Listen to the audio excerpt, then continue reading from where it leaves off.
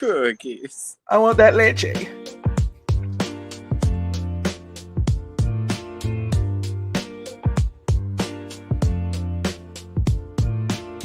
Yo, Gringos in the house. Straight out of Hialeah, no doubt. East 10th Street, where we play out. Here we bring the Miami crowd. Alex, the boy with the B. Step into rhythm, feel the heat. Street vibes mixing with the Latin tree. In our flow, the two worlds meet. East 10th Street boys, bring the party. Bring the noise from Hialeah with some joy. Drink water like that. Well, I'm telling you, bro. I'm focused, bro. I'm focused, man. Yeah, inside out. You know who I am by now. Identify as. You know, hey. When Alex takes a shower, the dude goes for 3 hours. I mean, it's like, you know he's going to be gone for a while. You have time. Do whatever you're going to do. Go grocery shopping. Go eat dinner. Night, Latin spice and neon lights. Good evening, Miami, and welcome to a special Saturday night edition of East 10th Street Boys. I'm Bobby El Gringo, joined by my brother, Alex the Boy. Alex, what's up, brother? What's up, my man? I'm giving you one opportunity, Bobby. You can I said it right yesterday without any help. Hello. Manolo, what is up, my brother? Great to see you. Appreciate you, my man. Got you, my man. Appreciate you here. I'm doing good, buddy. How you doing, buddy? Good. Lo-Fi, what is up? Great to see you. What's the word? Who's giving us their first round picks? We are going to get into it. So much to talk about. I was on twice yesterday due to the Chris Grier news. So we're going to continue that conversation because now I got my brother with me to discuss it. We didn't even get a chance to talk. He started texting me and then I was on the air and he's like, you dick, why don't you call me first? Yeah. My bad, bro. Yeah. I figured, I'm like, maybe, let me see. Did I break the news to you? You heard it from before or nothing? I don't get a response. And then I go on, like I'm scrolling to see what other news. And I see FTSN live. I'm like, this motherfucker, bro. He doesn't respond to my text. So Harris is like, welcome to my world. So what happened was, I went to go get an MRI on my shoulder. And Tati's like, I just live with stuff. And Tati's like, no, you need to go get it done. Because I missed it the first time because I was sick. And I was just going to let it ride. But she's like, no, you need to go. So I was like, all right. So I got that. They were able to get me in. And I went in. So I was in a tube for a while like this, because it's stupid MRIs. And tell me, bro, isn't that the most uncomfortable noise that you ever hear in your life? Well, you know what? Wow. I've kind of trained myself now to like when I do those things, it's just kind of, I can knock out. I can make myself fall asleep if I. Do you open your eyes though? I have. Yeah, I have looked. I've looked before. And it's like right there. No, it's right here. But you know what I do? It's freaky. I told the lady because she was like, here's the button in case are you claustrophobic? I said, no, I'm not claustrophobic. Not, I mean, unless you're like right up on me. I'm about to find out now. If it starts to close, my thing is, unless it's a solid object. If it starts to close in on you, obviously, like if I could feel the thing tightening up on me, that's different. But I just told her, I said, no, I'm not. I said, honestly. Before I used to kind of get like really freaked out over it, like, oh, this fucking sucks. But now it's I'll just say to myself, just chill out. I could doze off. If I knew somebody else was in the other room, I'll probably sleep if they left me in there. But I seriously, I told her, I said the only thing I tell myself is I'm in a coffin. That's it. I'm not myself out. It's dead ass. So, but anyway, I was doing that. I did that. It was like 15 some odd minutes. I was in that machine and got out. I was gonna go. I said, okay, head to work now. As I started pulling off, I saw Evan calling me. So I pulled myself back in, to the parking spot. And I go, hello. And he goes, he's Bobby. And I'm like, so I started to go to Twitter right away. As soon as he doesn't even say anything. He goes, Bobby. Yeah. So I'm like, what is it? I'm like, hold on. I went, oh, it's good. It happened. Fainting goat powers. You're damn right. It works, man. I put myself to sleep. She put music in my ear. She gave me a little something. They give you a little. But because it's loud. It's super loud. If you took it off, I'm sure you're gonna hurt your eardrum. And then it starts making some weird noise randomly. Yeah. You go, Chupapi Moñano. Like, wait, what? I'm like, hold on. What? Do you like leche? What? I didn't say that. Why is this following me everywhere? Why is my conscience going with me? Could really use some leche right now. Leave me alone. What? But anyway, listen, guys, watching East Country Boys straight out of Hialeah on FTSN. Hit that like, share, and subscribe button if you're new to the channel. Got a lot to talk about. We're going to talk, of course, Chris Grier getting bounced as GM of the Miami Dolphins. We're going to talk about Champ Kelly now as the interim GM, how aggressive he's going to be, depending on who you're listening to or who you're reading. Could be very aggressive, may not be that aggressive. We're going to get into that. We're going to talk about some possible GM options. One Miami Hurricane alum is interested in the job, according to Barry Jackson. We'll get into that. We'll talk to me. Yeah, Alonzo Highsmith interested in the Dolphins job. Barry Jackson went in and rearranging your DNA makes yeah. So we'll get into all of that. We'll talk some Heat and then we'll talk other stuff, man. Before we get into there, Alex, Halloween, my man, how was it? I saw you were 6 or you were 7. I was 7 and Jamila was 6, so we were 6, 7. Obviously, we were walking through the streets and only a demographics of 15 and under or 16 and under understood us. And it was hilarious, though, when you have little kids shouting at you, 6, 7, 6, 7. And the parents are like, what is he talking about? And people just walk. It's funny. When you do something like that is just hip, like for certain crowds, for a certain age bracket, it's hilarious the amount of people just look at you and they're like, obviously, when someone sees it, it seems like a very lazy thing to do. But when you understand what it means, then obviously it's creative as hell. And Jamila got the stencils and she did the 6 and the 7. And then we were also 6, 7 in the back end. So obviously we'll have different numbers. So we were walking forward, backwards. You could see it.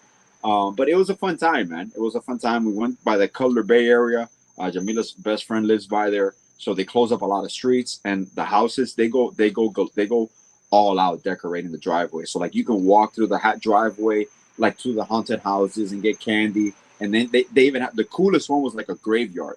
They decorated the front yard like a graveyard, and they even put like the metal fence and it like says cemetery, and they have like the smoke going, and it was really awesome, you know. And obviously the kids love it. You're just there for the candy and hanging out, and the kids are enjoying their time. Oh, dude, I love it, man. Yeah, the same here. People go all out. We had a blast. Left work a little early to work on Audrey's costume. Okay. We've been kind of planning on it. We were going to do something else, but it kind of went the other direction. But she was just excited to do kind of her own thing. Okay. So, I ended up getting home early, painted her as a sinister clown. It worked. She pasted her eyes down, her eyebrows. So, we painted over so it didn't look like. And then we drew the eyebrows. Yeah. We did the design. Sprayed one part of her hair white, the other part of her hair red to match the face. And it was great. People were stopping her in the street and telling her how awesome she looked. She was rolling with it too. She was skipping through the street like an evil clown, and she really loved it. Yeah. Tristan was a werewolf and Ellie was Bluey, and Bluey. Yeah, the in-laws joined us for the first time since we moved here, and they loved it. It was an awesome experience. I love Halloween in Franklin. I really do. It was a great experience. You said you went down the houses, right? Like the main road. We go down 2 blocks, Main Street and the street right before Main Street. Okay. So we 2 blocks. The first street is, you have different houses, but you also have Santa Claus house, which is really cool. The guy takes pictures. He's been doing that for years. And then the street after is Main Street. And I mean, they go all out. This old lady, she decorates her home like a haunted house, her garage. So you walk through her garage, and Eliana loved it. She wanted to go in through it multiple times. She loves monsters and stuff. So it was really cool, man. Just excited to now we get into the holiday season. Time to put that tree up. Yes. But favorite time of year. Hey, dude, it is, man. Nothing beats Christmas, and we know that Thanksgiving is coming. But before we get in, we'll get more into the holidays. We'll get into that and everything else as we get closer to the holiday season. We got to get into this news. So first off, yes, there's some news going on right now for the Miami Dolphins, and that news is, before Chris Grier was let go, the talk was Miami was not going to be aggressive in trading anybody. Probably a pass rusher, probably, so you're thinking maybe a Jalen Phillips or a Bradley Chubb and a Jalen Wright, more than likely, a Minka, you heard those names, but not a fire sale, quote unquote. Now that Champ Kelly has taken over as the interim GM, The Jeremy Fowler, Adam Schefter. Adam Schefter says the Dolphins are listening on any player. Any player. I'm sure it's not. I'm sure they're listening on any player, but I don't know if they're really going to put themselves in a hole. We're going to touch on that because any player would include Tua, and we know Finstanz is down on that, meaning with it. But Jeremy Fowler says, in talking with several teams today, belief is the Dolphins have a more aggressive posture to trade market post Chris Grier firing. Interim GM Champ Kelly has had discussions with teams since promotion. Pass rusher, a focus, sorting out Jalen and Bradley Chubb's futures. Part of the reason Jalen Waddle trade unlikely would take a lot for Miami to consider. Per teams, possibly a first plus more would have to be blown away. So he is not off the books. They will at least consider a Jalen Waddle trade if the deal is right. So before we go ahead and get there and talk about possible trades and what this means, Alex, just your reaction to Chris Grier being let go yesterday, or of course, the mutual agreement of parting ways. This has been it was 20 years he's been in the team. It's 2016. He was a GM. We knew a change had to be made. Of course, I believe a whole reboot needs to be done, but at least there's the first step, and that is Chris Grier going out the door. What's your reaction? Where do you stand right now on this situation? Well, I think it was a foregone conclusion that there had to be a change done before the trade deadline, based obviously on philosophical differences. To me, for example, I think the untradables of this team, in my opinion, are Achane, Waddle, and Patrick Paul. Those to me are like my three untouchables. And even maybe I could put in a Chop Robinson. He's on a cheap contract. But everybody else is fair game, in my opinion. Now, what's going to grant you back the most assets? Obviously, Waddle, Achane, and probably Patrick Paul. Are there teams that are going to ask around, teams that are contending for other certain players that they might fill a need? Are we going to get some late round picks? Absolutely. I think Matthew Judon is gone. I think Bradley Chubb is gone, and rightfully so. I don't think they'll move Fitzpatrick, but I would not rule it out. The one thing that surprised me, and obviously Chris Grier, by all accounts, is an exceptional human being, so there is no issue with him on the human side of this. It's on the professional side. The one thing that alarmed me a little bit, but I figured it was a complete change, is the fact that the assistant GM wasn't named the interim GM in Marvin Allen. And that right there shows me that I don't know if Marvin Allen had the same inclination as Chris Grier, but it seems like Stephen Ross wanted somebody outside of that scope, even though Kelly was a senior advisor, right, or a senior executive of the team. So it's similarity with the personnel, but Stephen Ross seems to pick. Remember, this is just like a business for him in that aspect. It's a little bit more personal, but he picked someone that could kind of remove itself from the situation, from the player relationship, because GMs and coaches, they build these personal relations with the players. So believe it or not, you're going to be attached to certain things. You're going to overvalue certain things. You might try to hold on because you were fighting for your job and you want to see it through. But now you have a GM that is on an interim basis that has no attachment really to certain players, I assume. So he's going there with an open slate of do what you need to do, because based on the pieces, like I tell you, Miami is going to be a very intriguing option for a lot of coaches if they move on from McDaniel after the season, and for a lot of GMs that are going to probably be interested in the job because you have a boatload of picks. You have a lot of young players. Obviously, you have a massive contract with Tua that you're probably going to try some way, somehow, to maneuver around that, or if not, just ride it out as you rebuild, because Tua can be that bridge quarterback. So it was just, I think the timing within itself. Was I surprised that McDaniel wasn't fired? No, I was not surprised, because I figured unless you're going to fire him, it's going to create a shitstorm unless the players completely tune him out. And that does not mean that down the line, Mike McDaniel can be fired. I know they confirmed that he's going to be the coach at least for the end of the season. Now, if you move a lot of players, I don't know, is it productive to fire him if the nucleus completely changes? Maybe it's not. Just let him write it out. Let's see what they can do. Evaluate. Now, there is going to be a full evaluation at the end of the season. Everyone on the coaching staff, everyone on the front office personnel, based on whatever GM comes. If whichever GM is hired, if they like McDaniel, that's fine. But I don't think McDaniel should be forced on, and I don't think he will be forced on whoever the new GM is. So, just very quick for Champ Kelly. I know a lot of people are like, because I had 10 names brought up in regards to who could be the new GM and all this, and right away people are like, I don't want anybody who has anything to do with the Dolphins. No on Champ Kelly. No on Champ Kelly. Champ Kelly was hired this season. He came in March.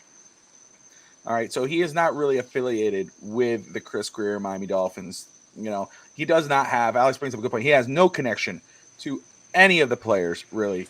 And again, he is coaching. He is, he's done this before. He's been an interim GM before. He did not get that opportunity.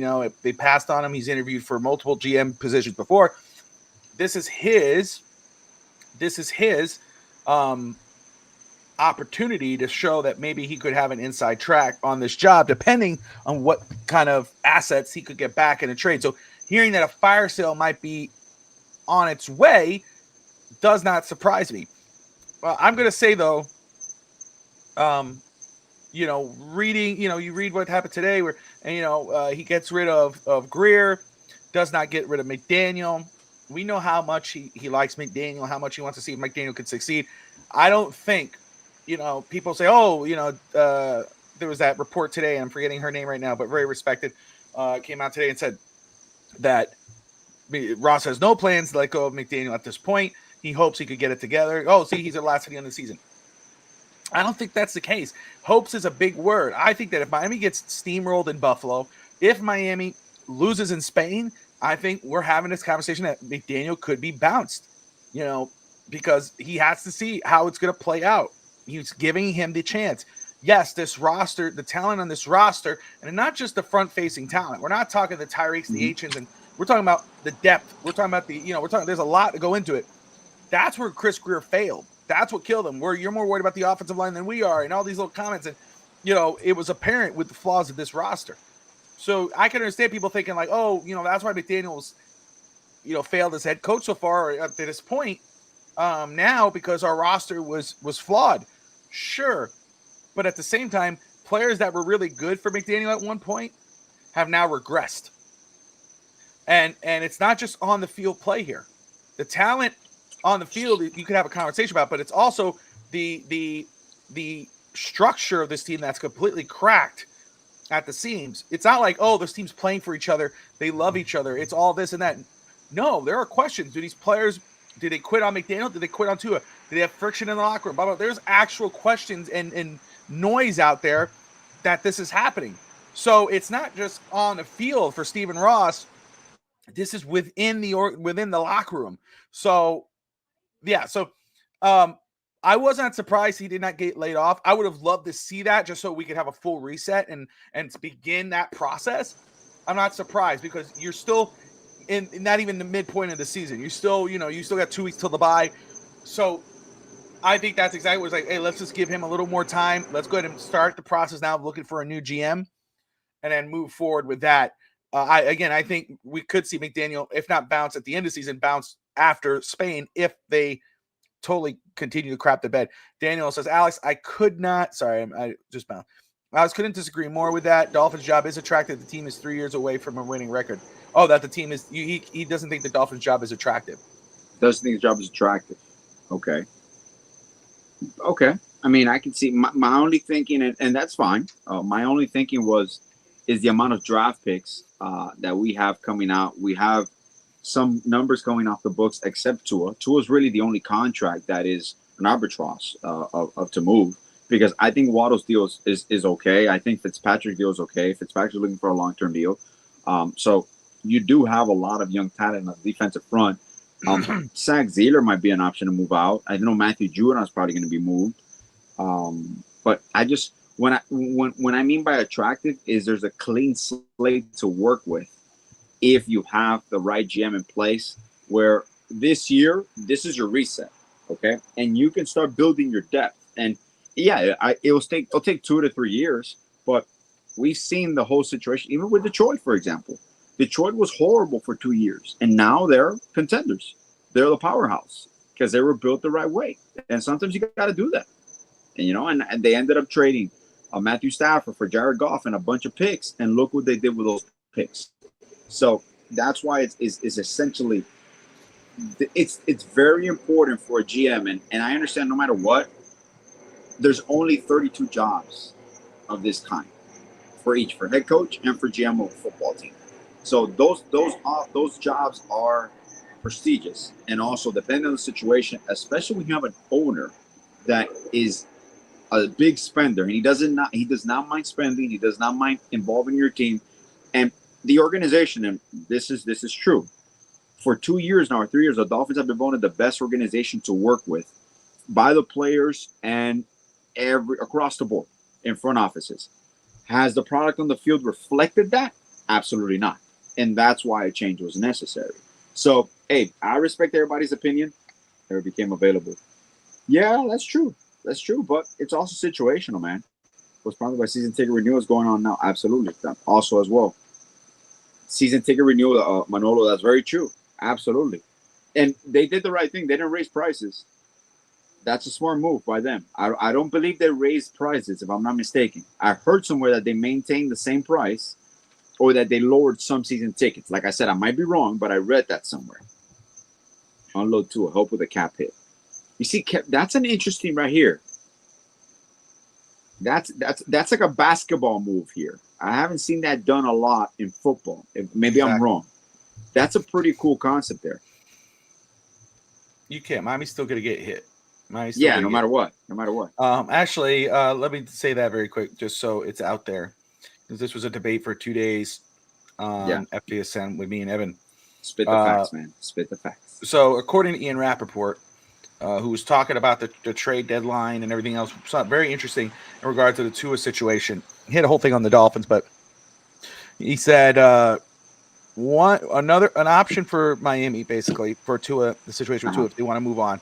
One situation to move on from Tua is to move forward with him as the starting quarterback for next season. A second option is to cut him this coming offseason, as the Broncos did with Russell Wilson in 24 while taking an $85 million cap hit and dead salary cap, the largest dead cap hit in league history. If the Dolphins do release Tagovailoa this offseason, it would set a new record cap hit of $114.2 million. Miami could spread that out if he's designated as a post-June 1st cut. That's $55.4 million in 26 and $61.6 million in 27. It would be costly, but Denver did it, and Miami could similarly withstand such a hit if it decides that is what is best for the franchise. Another option, which seems more viable, is pay down some of the salary next offseason and trade him as a bridge QB for a team in transition or one that has a young quarterback they'd like to have sit. Would a team pay a portion of Tagovailoa's salary to have a bridge starter? Likely they would. This is what the Dolphins offseason in part will be about. So it's going to be very interesting to see how it plays out if the new GM, whomever that may be, wants to get his own guy or wants to deal with Tua. Does McDaniel, if he sticks around, want to stay with Tua as his quarterback, or does he want to go get his own guy and try to marry him for 3 years? Or does a new coach want to get his new guy? It seems like that's the road we're headed. Detroit never got a Super Bowl, so I'm assuming you're talking about the Rams, who got their Super Bowl quarterback with Matt Stafford. Listen. Well, no, I mean, Jared Goff went to the Super Bowl before, and I think they lost, right? I don't think so. He didn't win. Ray Agnew is one of my top choices. That's my top one, actually. Yeah, Ray Agnew is somebody for sure to consider. With his regression, lucky if he gets a bag of balls for Tua. We'll see how that plays out. Dolphins need a VP of football operations, hard separation from Ross and say, I think, that's what they should. Again, Ross did the right move when he first got here when he hired Carl Patterson. Not saying Patterson was the right guy, didn't work out. But the right move was hire VP of football operations, let him hire the GM, and let the GM hire the coach. I mean, kind of that way you know exactly who the whatever you want to call it, hierarchy for the Miami Dolphins play out. I mean, even we had Bill Parcells, Jeff Ireland, Tony Sperano. I know not popular names, especially Ireland with Dolphin fans, but to me, I think that would be a best case scenario for the Dolphins. That's funny because Stephen Ross inherited Bill Parcells, Huizenga's contract. Do you remember that one? That Huizenga signed them and he could leave at any time. Yeah, that's exactly what he did. Yeah. Let's see. And pull this out. And make sure I'm not missing anything because Adam Schefter, again, today tweeting, and I think there's an article, so I'll open it up. But he says, Dolphins are willing to listen to offers on any of their players ahead of Tuesday's NFL trade deadline. But it is, in the words of one well-placed source, highly unlikely that Miami will trade Jalen Waddle because they want a first-round pick and more. I know that. So the Dolphins are expected to trade away at least one of their pass rushers, according to league sources. But on a trade involving Waddle would be exceedingly difficult to pull off for a variety of reasons. The Dolphins want a first plus in any potential trade for Waddle, meaning they believe they would have to receive a first. Even a Waddle might be the wide receiver who has drawn the most interest around the league. Sources do not expect the team to make a deal unless they got what they wanted. Let me see here. League sources believe Miami will trade at least one of their pass rushers. We know that. They got 3 on the market, it looks like. And, of course, we know Minkah Fitzpatrick. I'm trying to see if there's anything there. Okay, so let's go ahead and discuss that because, willing to listen in on everybody. Here it is. So Champ Kelly, who's the current interim GM, it looks like Ross probably told him this is not going to go anywhere. Just business as usual, help this team win, but maybe we need to unload some of these things, get some draft capital back to revamp this roster in the future. Even if Kelly believes he's not going to be the future GM, we know he's going to work towards it. We know what he's doing. The best thing he could do for himself is, again, stockpile as many draft picks as possible and say, look at what I was able to do with all these assets. We get all these assets in. And Ross says, you know what? I really like you. You seem like a good guy. I like the way you got out of these bad deals, blah, blah, blah, blah. You're the new GM. So it doesn't surprise me that we're hearing now these reports that we weren't hearing before that Miami could be having a fire sale, that Adam Schefter saying the Dolphins are going to listen for anybody on the Miami Dolphins roster. And could it be a Zach Siller? We know Jalen Wright is in it. I highly doubt Devon Achane. I highly doubt Tua Tagovailoa because of the trade, because of the clause, the contract situation. But it's very interesting that those words were used. But yeah, I wouldn't have to sleep on Champ Kelly having this type of power this early. And it's funny because people were saying before, oh, Grier won't do it because he's probably handcuffed. No, the report was he didn't want to trade his guys. He wanted to stick and be, stubborn, and I'm going to stick with my guys. Well, that's probably what happened. Who knows? Maybe him and Ross sat down and Ross said, man, what are you going to do? Maybe we need to trade some of these guys, get some draft picks back. He said, no, trust me, leave it alone. I think it's better we move in a different direction. And so, Kelly, you're going to get the job. Try to see what you can move, and we'll talk at the end of the season. And while Kelly's doing his job, Ross and company, whoever's his guys, are going to be looking at other GMs, to see. Could that be an experienced GM? Could that be a brand new GM?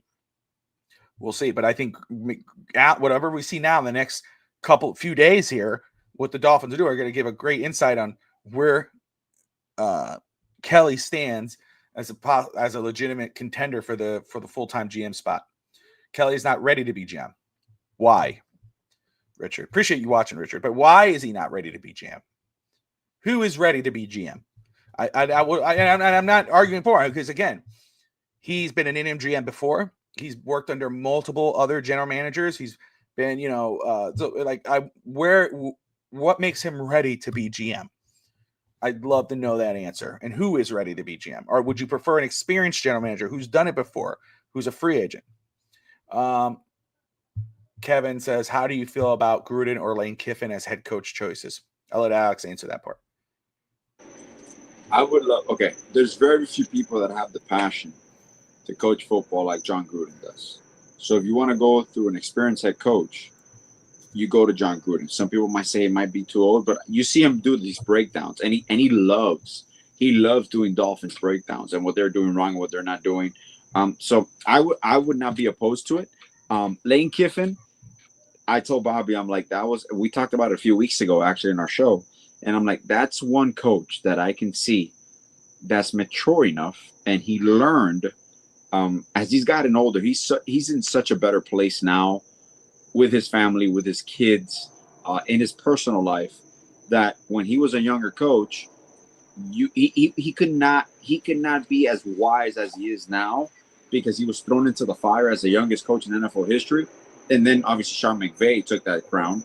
But all the stops that Kiffin's been, football's in his blood, and it only comes down to, does he want to go somewhere else, or he's happy at Ole Miss? Because at this stage in your life, when you've made a decent amount of money doing what you love, you have the choice of doing really whatever you want. You can stay, you can negotiate an extension for yourself, but I would not be opposed to both of those. I really wouldn't. I think John Gruden has a lot left in the tank. He has a lot to prove, and I mean, you want anybody else with more experience and relationships in the National Football League. And Lane Kiffin will be a great second professional opportunity guy, because he's dominated the college football world for the last couple of years.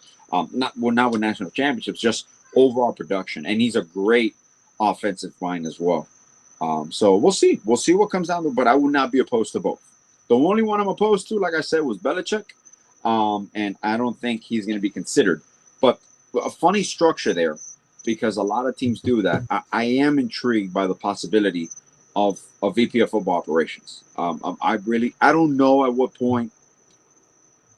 I know we see Dan Marino, and he's a consultant. I don't think Dan Marino is ever going to step on the other side of that. It would be cool to have him as the head of football department, because he's going to hire a GM. So it's not really Dan making like the picks with scouting. You get me? But he's more of the face. And I do think that will bring some comfort to the Miami Dolphins fans, where you have one of your greats as your VP of football operations. But I don't think he's willing to do that. I don't think that's his life. I don't think he has that John Elway in him, where John Elway is still in charge of the Broncos per se. I think if Dan Marino was hired as VP of football operations, which he was at one point, but quit the next day. Yep. I think that if that happened, was that because nobody else would want the job? He had to give it to somebody. Yeah, I would be in on that. But I think there are some guys out there that you could bring in and allow them to do that. But right now, it is the general manager. Cap for life. What's up, my brother? He says Alonzo Highsmith. Barry Jackson of the Miami Herald today came out and said that Alonzo Highsmith has expressed interest in the general manager position for the Miami Dolphins. Alex, what's your reaction to Alonzo Highsmith's name being out there? I mean, Alonzo Highsmith is one of the best ones. To me, he's going to be high up there. I don't know. My number one is Ray Agnew, but Alonzo Highsmith, the experience, the being local. And he's been in the forefront of multiple college programs, NFL. Who's he with now? Is he still with the Patriots? I think he's with the Patriots right now. Yeah. With the Patriots, what is it, like a senior advisory role, or like in management or something? I'll tell you right now. I'll check it out, because Alonzo Highsmith, to me, he's kind of in the realm of like Ozzie Newsome, and I don't think Ozzie Newsome is going to come out of retirement. He's too happy retired. But that's one of those, like Ozzie Newsome in Baltimore. He's an executive for the New England Patriots. For the Patriots, okay. And he's been doing that since last year. Oh, okay. Because I saw some people in the comments. I wish people would do their homework before they start commenting on things. Because they're like, "Oh, I don't want I don't want a Patriots executive because they've been crappy in their drafts and whatever." He's only been there since last year, and last year they really hit on their draft picks. He was the general manager of football operations for Miami Hurricanes from 22 to 23. Yes. He was a personal executive for the Seahawks from 20 to 22. VP of player personnel on 2018 and 19 for the Browns, and then Packers. He served for about 5 years as the senior personnel executive from 2012 to 2017. So he has experience, and hey, he's vying for it. The names that I had listed on there, because I see some of the names that people are throwing out there in regards of GM.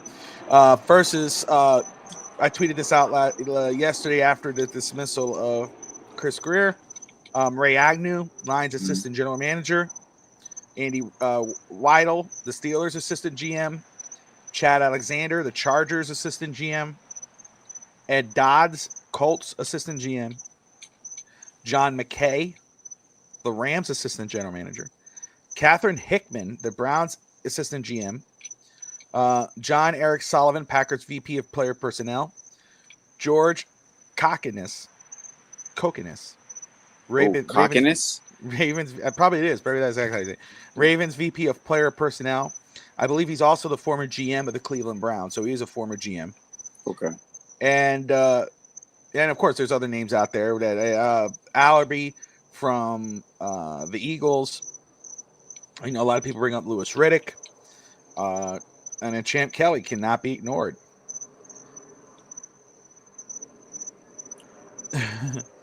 That's messed up. Anyway, so there you go. Daniel says my top choice for GM is Donna Ponte. She has executive experience and was almost hired by the Chargers last year. You know what? You can't. Donna Ponte was part of us of our organization many years. Yeah. But Donna Ponte, you can't sleep on that. No. You can't. She's highly respected around the league. She has familiarity with Ross. She's interviewed for jobs before for GM, so you can't sleep on that. You know. No. So, and Kevin, I think there won't be a GM that interviews or is interested. Their first top question is, "What do you feel about McDaniel?" If Ross says that he likes him and he wants to keep him, then yes, that would deter. But if Ross tells them, "You're free to do whatever you want. You make the evaluation. You make the choice," I believe there will be more candidates that will be interested. And Scotty, I have not seen Chad Alexander express interest. If he did, that's I think that's awesome. I like Chad Alexander a lot.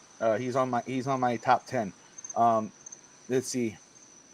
Yeah, man, Donna Ponte, she's legit, man. Let me pull up Donna Ponte for a minute, man.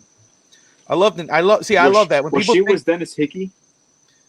Donna Ponte, and what was her role? Because she was a cap specialist, wasn't she? Yeah, she was like a senior executive. If you want to figure out how to get out of Tua's situation and all that other one, Donna Ponte. She's it. Donna Ponte, man. Imagine she full circle. She comes back. I think she works for the NFL right now, doesn't she? She does. She's the chief administrator of football operations in 2017. She was the executive vice president of football administration for Miami from 2012 to 2016. And she was from 2010 to 2012. She was the senior VP of football operations.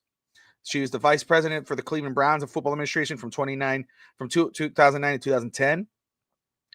Look at that. She's been in the league since 94. She started out as an accountant and a salary cap analyst for the Jets. From 94 to 2001, she was an accountant for the Jets, then moved up as a salary cap analysis. She's, I love that, man. I hope she gets interviewed and I hope she's considered. Obviously, there's a lot of names I want considered, but yeah, Daniel, she interviewed for the LA Chargers job in 2024. And well, she interviewed for the Jets job as well recently. She was interviewed for the general manager job for the New York Jets. And she was executive. My Tampa was promoted to full arrangements and finally started working directly to owner. Yeah, see, so she has a relationship with Stephen Ross. She worked directly with him. She only left because she got the job with the NFL. Very, very interesting. Love that name. Very cool, man. Donna Ponte. We'll see. We will see. And again, Miami's in cap hell. Who might be better, Daniel? to help Miami navigate out of cap hell, then possibly Donna Ponte. She was Brandon Shore before Brandon Shore. There you go. I feel like Dawn would be taking a demotion coming back to Fins. She only left the Fins, Kevin, because she got the job in the NFL, but she has interviewed for general manager jobs. I think, obviously, her role, obviously, she wants to be a GM because she's interviewed for the Jets. She's interviewed for the Chargers. If she was going to come back to Miami as a general manager, working for someone she knows well, and Stephen Ross, I don't think that would be a downgrade for her. I think she'd be very interested in that if Miami was interested in that. So very intriguing name, man. That's awesome, dude. She might be, Kevin. She might be. You're right, man. Think about that, from an accountant to a possible commissioner, or an accountant to be the first ever female general manager in the NFL on a team. And maybe even general manager to commissioner. She's that, shout out to Donna Ponte. Let me say, Alex, let me ask you. Obviously, Minkah Fitzpatrick, Bradley Chubb, Jalen Phillips, Matt Judon. We hear Jalen Waddle's name being thrown out there in a possible fire sale. Fire sale means that we could see all those guys move. We could see 4 out of those 5 guys move. What's a surprise move that we're not thinking about that could happen in regards to Miami trading someone away? Who's that one guy that you could say, ooh, I could see him being moved, and then it's totally shocking everybody? Jalen Wright's another name being thrown out there because they don't even use him. It's whatever. But who's that one guy? A shocking move. Obviously, with the most shocking move is if you move Achin, which I don't think it's going to be done. The most shocking that I believe it could be done, it could be like a Zach Zeeler type move, because that really is going to shake the locker room. That's a veteran presence. You just gave him a contract extension. Obviously, I understand for cap reasons, but that would definitely, to me, that would be the biggest surprise. To me, like realistic surprise, in my opinion, because there's some contending teams I would love to have a Zach Zeeler, or maybe like a Jalen Phillips. But even the situations with Bradley Chubb. Bradley Chubb's money is no longer guaranteed, so a lot of teams are probably going to be offering certain draft picks for him. Jalen Phillips as well. Jalen Phillips is due for a contract extension. Yeah, so whichever team is going to acquire him, that's going to be a pretty penny. But those aren't surprises. I think Zeeler would be a surprise. Zach Zeeler to me will be the most logical, realistic surprise, because I think you're absolutely insane, like legit insanity that Ross could not approve if you trade Achin or like Patrick Paul. Waddle, I can see them moving it for the right price. But I think you got building blocks there in Paul and Achin. No, I would not trade Achin for a second, Kevin. I wouldn't touch Achin, man. I'm not even entertaining that. I would trade Achin for like 2-3 first-round picks, but I wouldn't trade him at all. Yeah, but I don't think anybody's going to give 3 first-round picks. No, of course not. If they want a first plus a lot more for Waddle, imagine what they want for Achin. And again, I'm not pushing for Achin. And the trading Tua, I think just getting past that point, finally being done with the Tua era, I think everybody's ready to get past that point now. I'm just worried about the cap situation once we do. I think Ian Rappaport's explanation over it was the best. I appreciate it because, if you go to ChatGPT or you listen to other people, they have all these random numbers. Yeah. Could it be done? Absolutely. It's happened before, as Evan has said, with the Broncos and Russell Wilson. But Miami is not the Broncos. And you still got to figure out what you're going to do with Tyreek Hill. O-line is at league premium position. Think what players other contenders find attractive. Paul's the only one that could be a surprise move if a Tunzo level offer is made. I don't know, Manolo, if anybody's willing to give Patrick Paul that type of deal. And I think when it comes to young players like that, the guys that I know they're probably the highest value guys, but those are guys for me, Patrick Paul, Devon Achin, Jalen Waddle, those type of players are the guys that I'm not touching, because you need a foundation, you need a young core to build upon, build around. I could see, obviously Salmon, he's been struggling, but he had a better game, but he's been struggling, and I think it's because he's at left guard and not right guard or right tackle. But that's why I think, the Bradley Chubbs, the Minka Fitzpatricks, Jalen Phillips. The only young guy I think would be Jalen White, and that's because he is Jalen Wright, because he's not being used, and would a team be willing to give up a fifth for him, or a fourth, or whatever the hell you want to call it, fifth round pick? Do it. If you're not going to use him, do it. But I don't know if Miami's actually going to trade him. I wouldn't want to move him. No, I wouldn't want. I get you. I understand your point. If a team's willing to do that, I don't know if a team would be willing to do that. I know he's been really good this season. I just don't know if it's going to be it. As far as moving off of Tua, watch 2 podcasts today. McShay and Daniel Jeremiah said quarterback class isn't great. I respect those guys. Obviously, we all grew up watching those guys, or listening to those guys. I guess it's just a matter of taste, right? Because Daniel, you said yesterday, if I remember, you're talking about the Miami Hurricanes offensive tackle as the possible first pick for the Dolphins, and I love that. Again, I will die on the hill, and I'm probably going to be going off on right now, and I don't care. Hindsight is whatever. But I will die on the hill that the Dolphins made the right choice going Jake Long, or the right philosophy going Jake Long over Matt Ryan. That's to me the right move, because you have to start within and then move back. I understand if there's a quarterback too damn good to pass up, you don't pass up on him. But, excuse me, got the hiccups. But when if you have a legitimate, badass, elite offensive tackle, you go get that guy.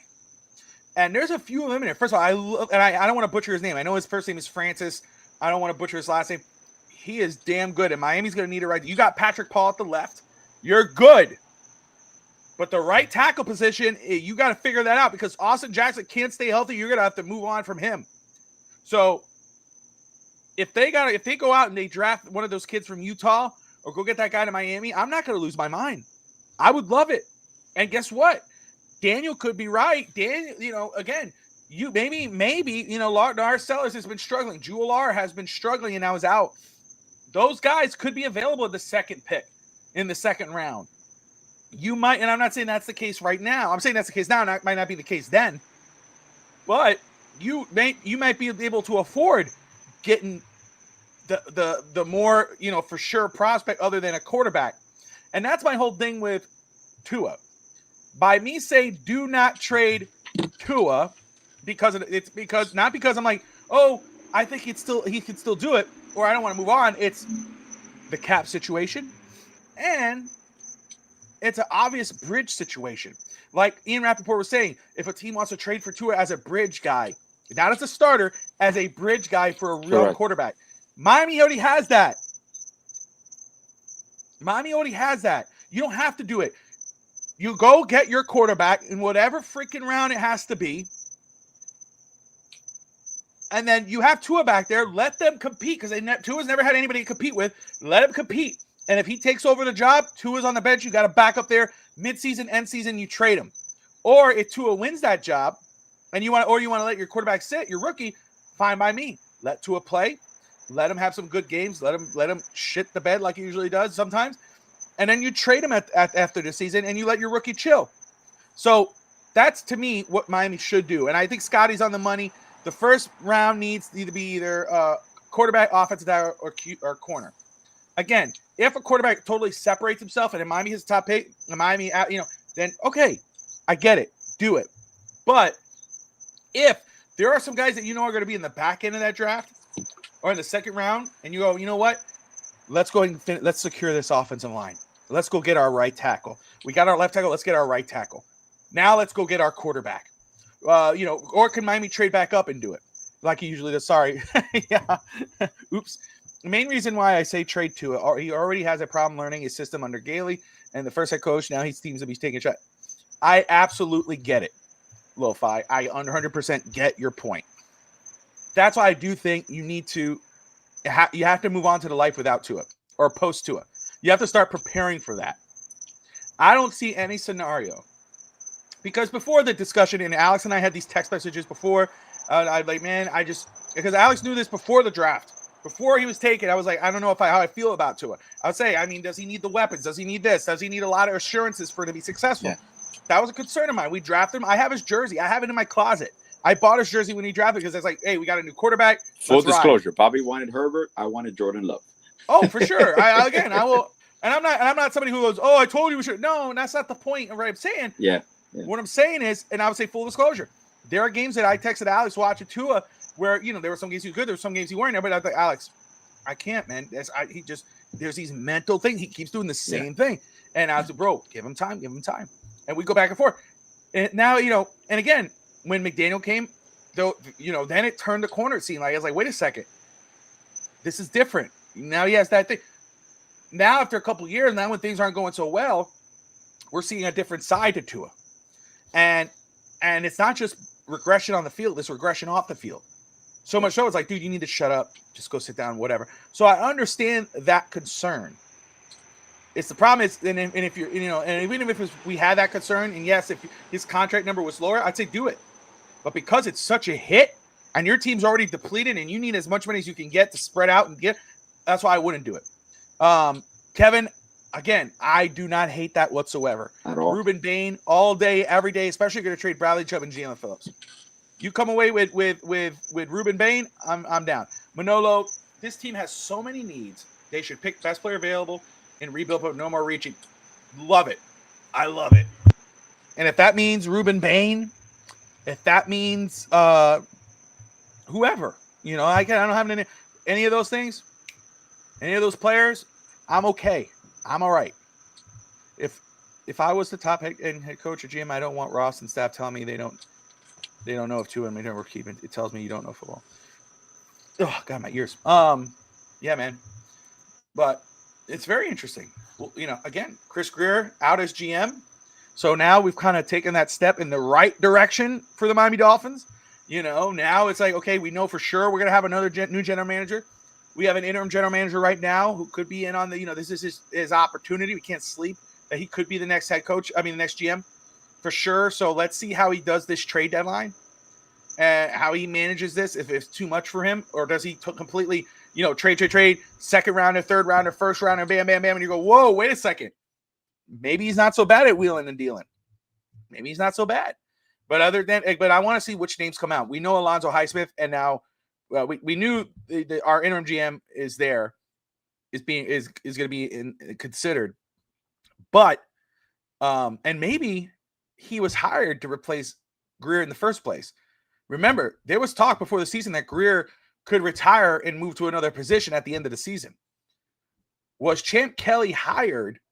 Because he was hired this season, guys. This is not some guy who's been with us for 5 years, 3 years, whatever, like McKenzie and Shore and Allen. This is a guy who was just hired. Was he hired as the heir apparent and they just rushed us out? And maybe Ross doesn't want to say he's a GM right now because Ross wants to now consider all options. That could be the case right now with the GM spot. So we know Alonzo Highsmith is interested in the job. Scotty says possibly that Chad Alexander is interested in the job. He was on my top 10 list. So I love that. And then, of course, Champ Kelly, another guy. So we'll continue to monitor the names that come in. And obviously, we're all going to monitor the trades that could possibly go down as we roll into the game against Buffalo. Alex, I just got to ask you straight up. What is your confidence level that Miami could, from 1 to 10, beat Buffalo on Sunday? Oh man, right now they'll do the funniest thing and probably then demolish Buffalo just because I'm gonna say what I'm about to say.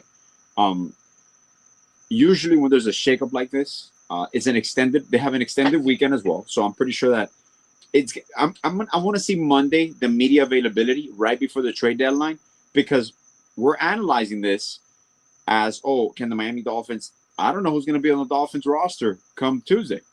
So there might be some key pieces gone.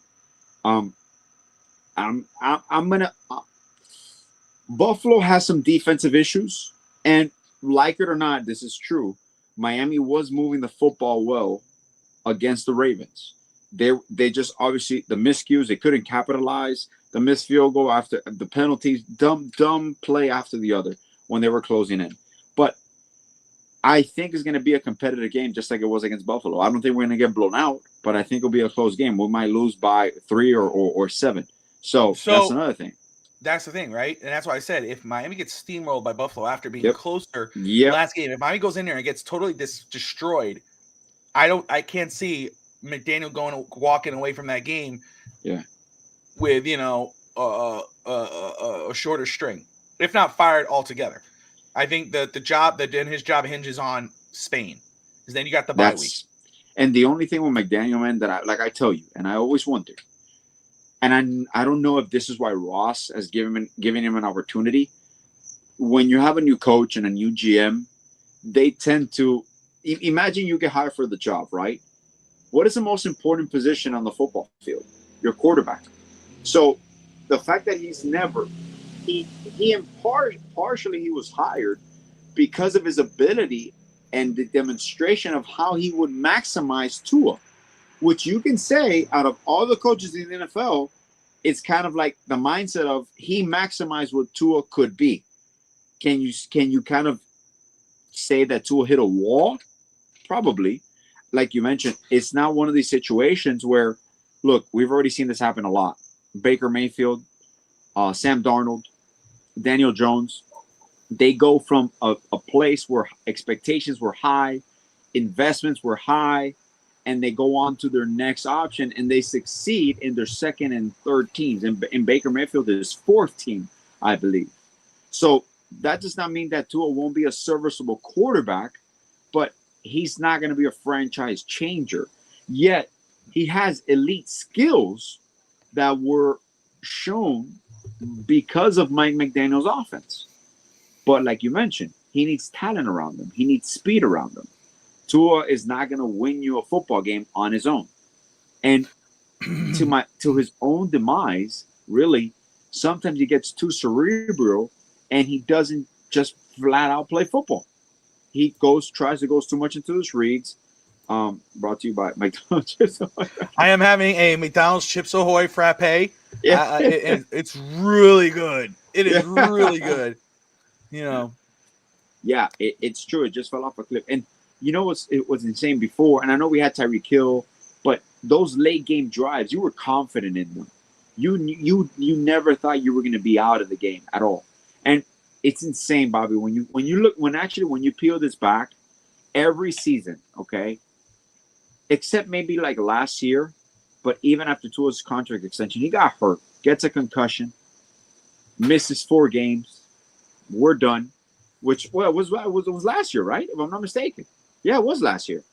Did he miss 4 games? Was it last year that he missed, that he got the concussion in week 2 against Buffalo? Or was year before that? Oh, he was injured last year. He was injured last year, right? Yeah, it was the year before where he wasn't, where he played the whole season. Where he wasn't, correct. Yeah.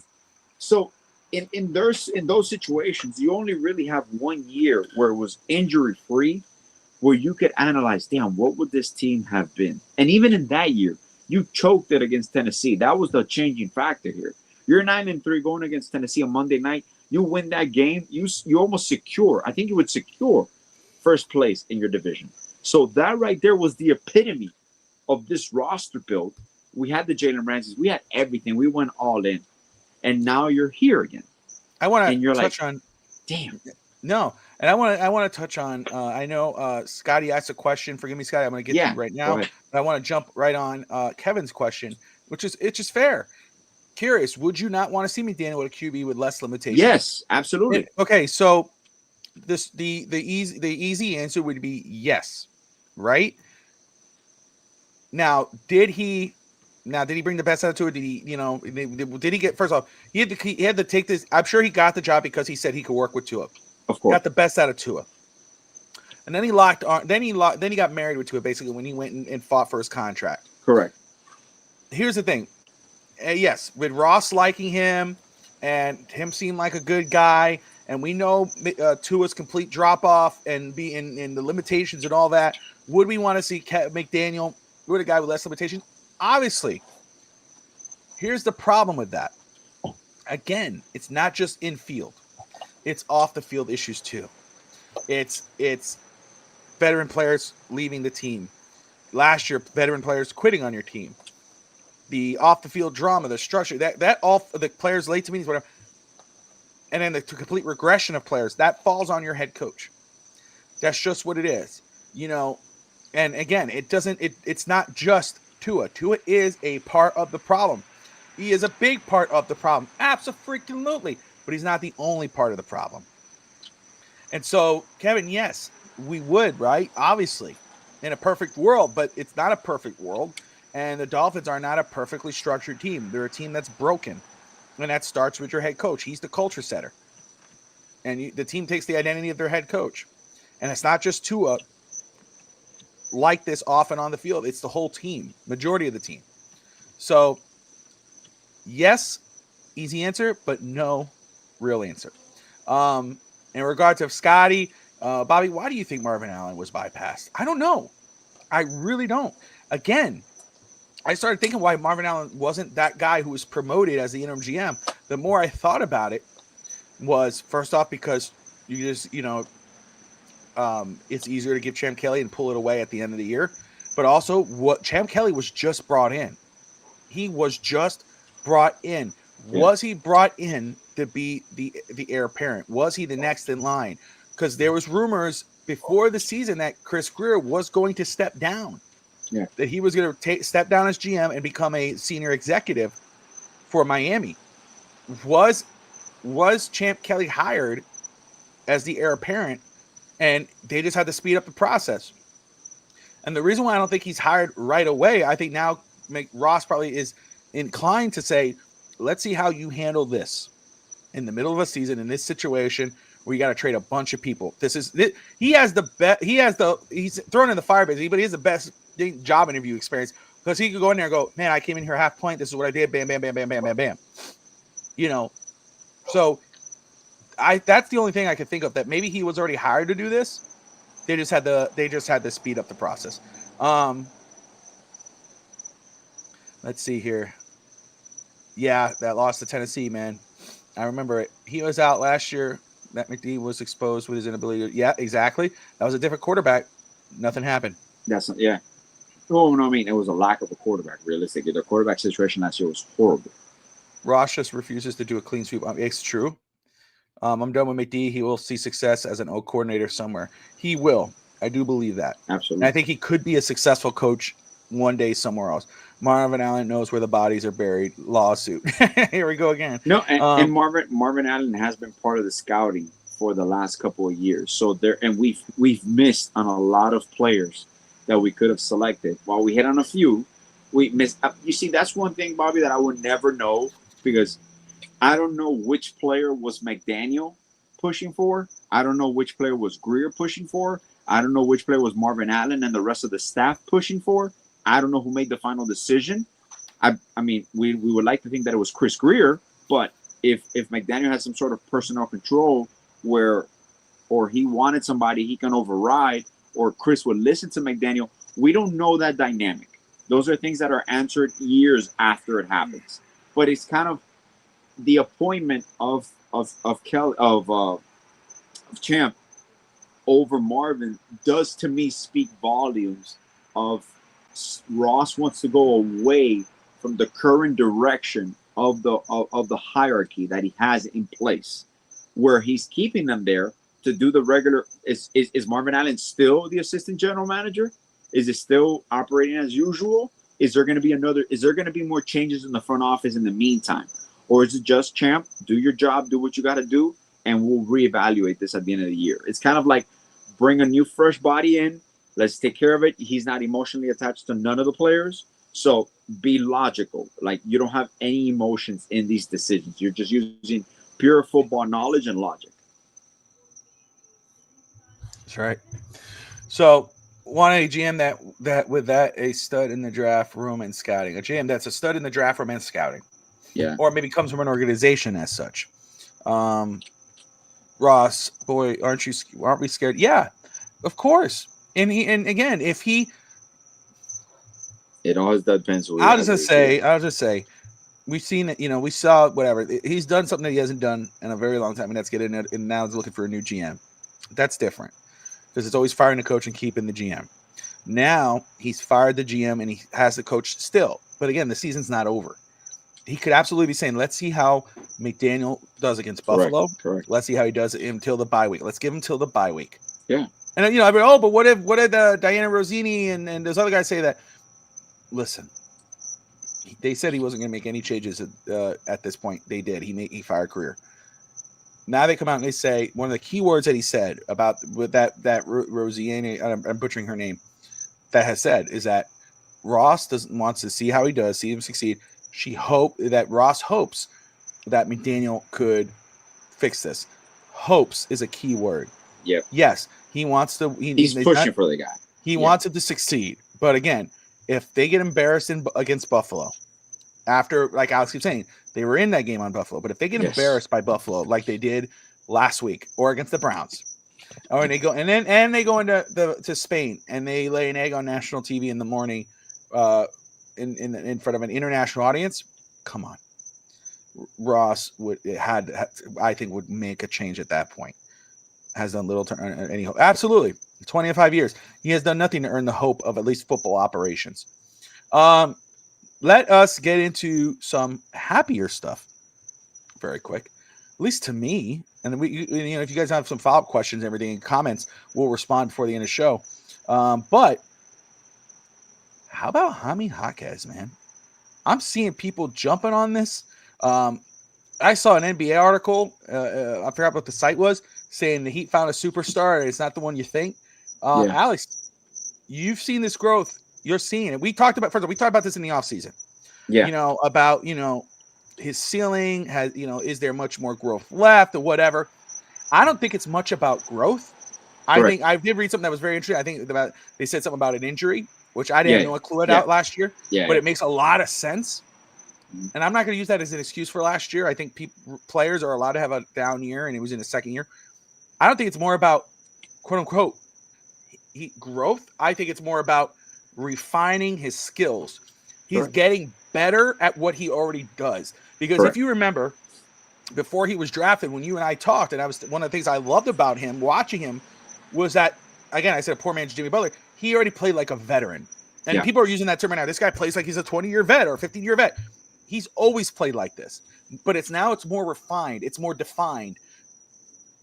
Man, I'm telling you, you and I had these discussions in the past. You know how we feel about all the rookies. Yeah. But one thing we love, they're not rookies anymore, but we love all the guys we have, the younger guys, right? Now you and I have been different with I would put this guy in a trade package. I'd put this guy in a trade package. And I'm like, I wouldn't touch Hawkins because what you bring now, I wouldn't touch Jovic because this is where I would do it now.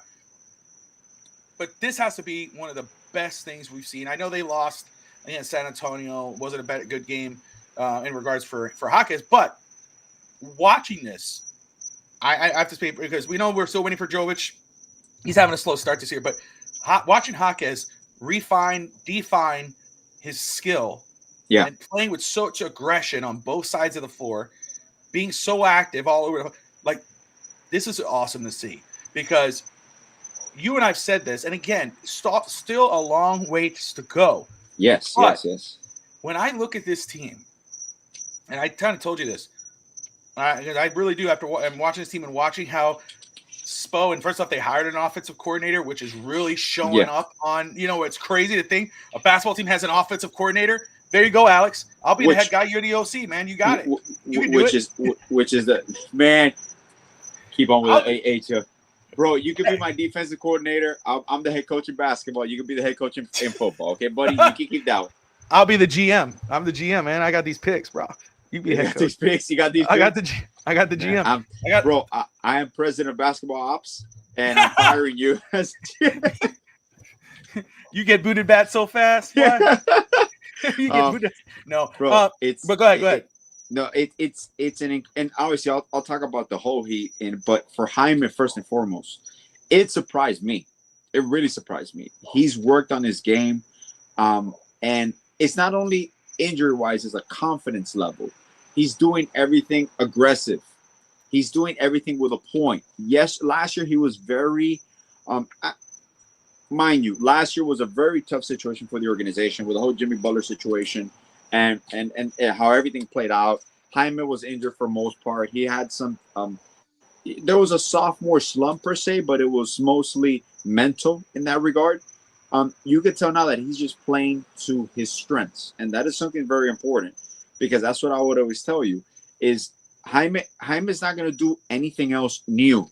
All he can do to continue to be a serviceable player and now an exceptional system player for the Heat, and overall what he does you can't really teach, is he's all out hustle. He's all out aggressive.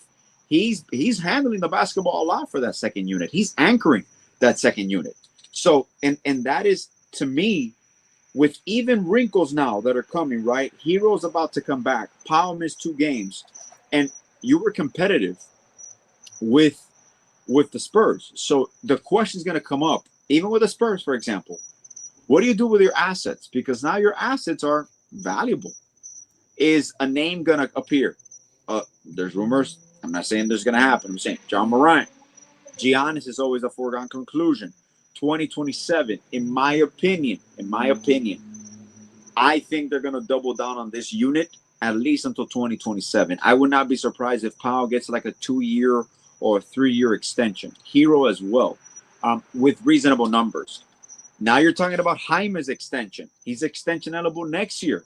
Can you sign him at a reasonable price like you signed Jovic? This team could continue to improve. And obviously, with the change of offensive philosophy that they brought in LaRoche as a consultant. He's officially a consultant.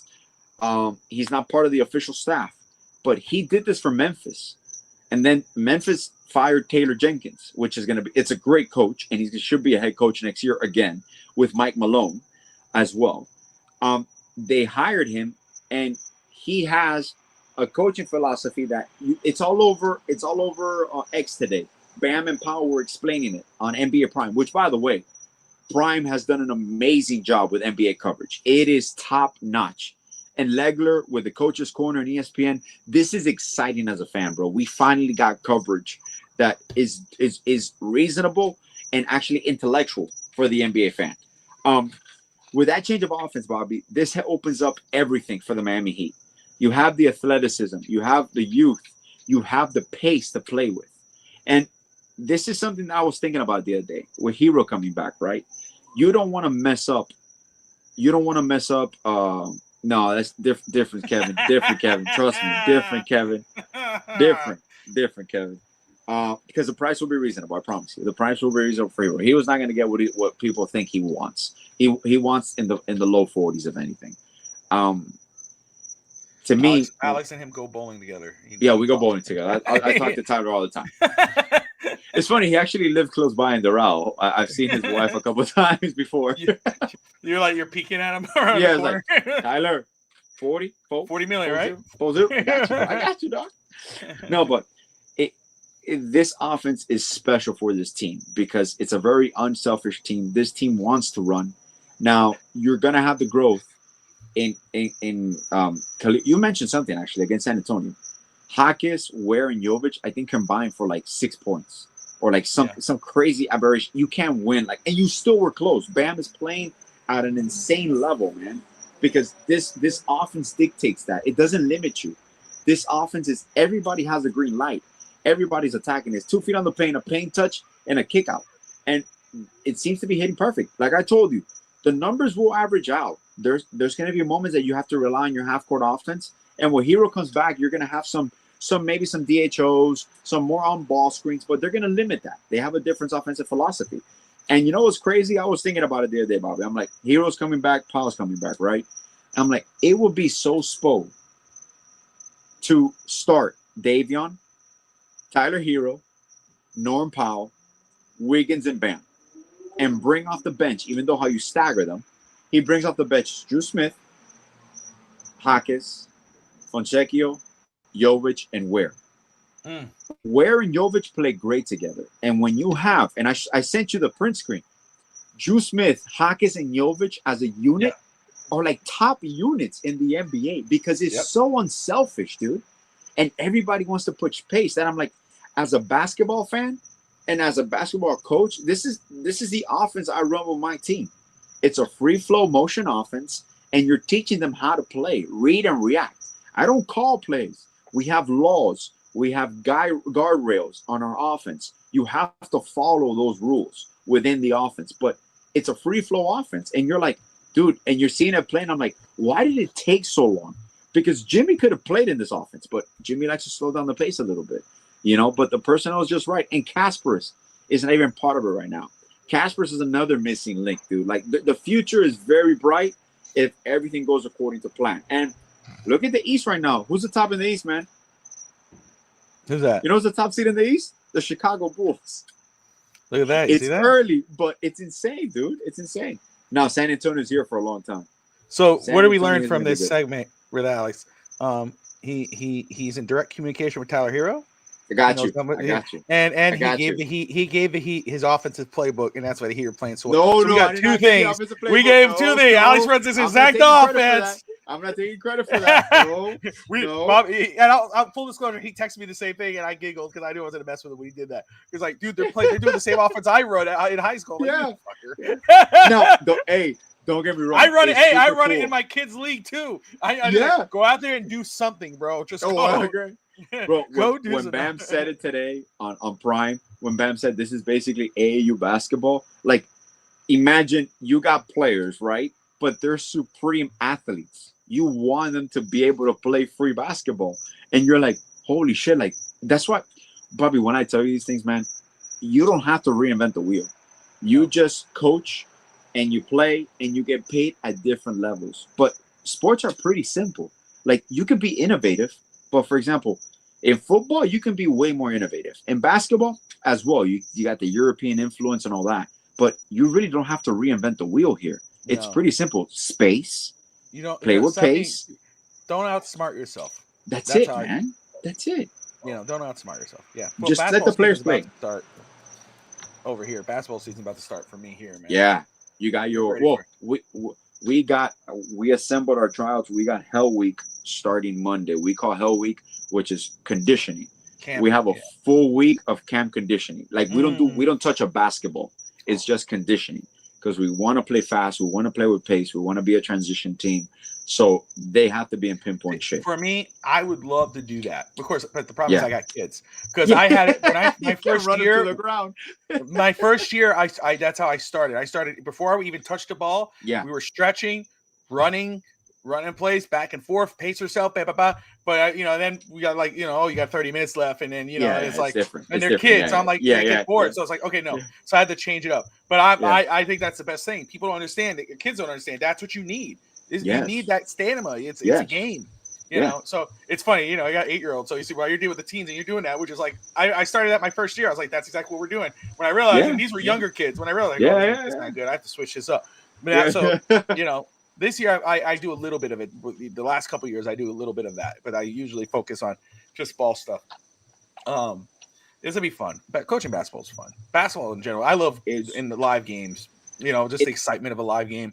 I'm a very animated coach. I am. I'm not one of the. I'm not cool. Yeah. Oh, dude. When torn labrum, hip, and all. I'm jumping up and down. I'm like, let's go. I used to run with the kids they're in the court because we were allowed to. Now I'm on the sidelines because now my kids are older, and so it's hard for me to stay on there. But I'm like, go, go, go, go, go, go. I love doing that. It's just exciting. I get pissed when we lose. I want to, I'm sorry. Just shut up. Don't cry. Why are you crying? I'm cut you. Are you crying, bro? Are you crying? Yeah. Crying? Man up, you little. What? What'd you call me, Coach? Shut up. No, I'm just Coach, I have so little. No, I'm just. I like your kids. We'll see. I know one of my players, minus my son. Obviously, I have another kid who's this is to be his second year with me. He was with me. The first year. Then he went to another team. Now he's in his second year, and he's back with me. His mom emailed me. He's so happy, Coach Bobby. I'm like, oh, woohoo. Coach Bobby. I'm gonna be a dick. I'm just playing.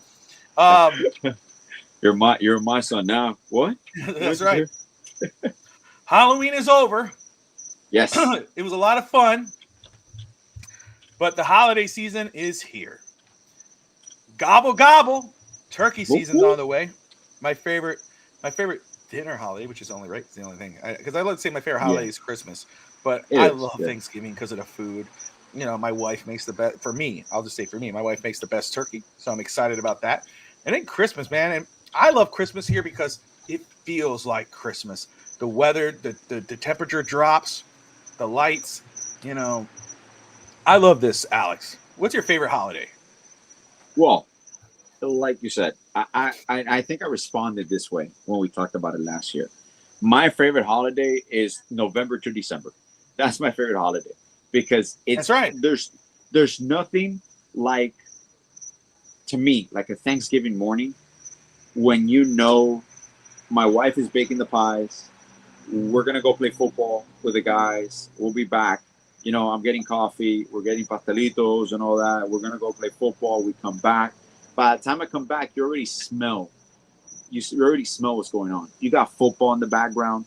To me, Christmas is the same with NBA games. Like, you're hanging out with the family. You're spending quality time with your kids. You're seeing them opening up presents.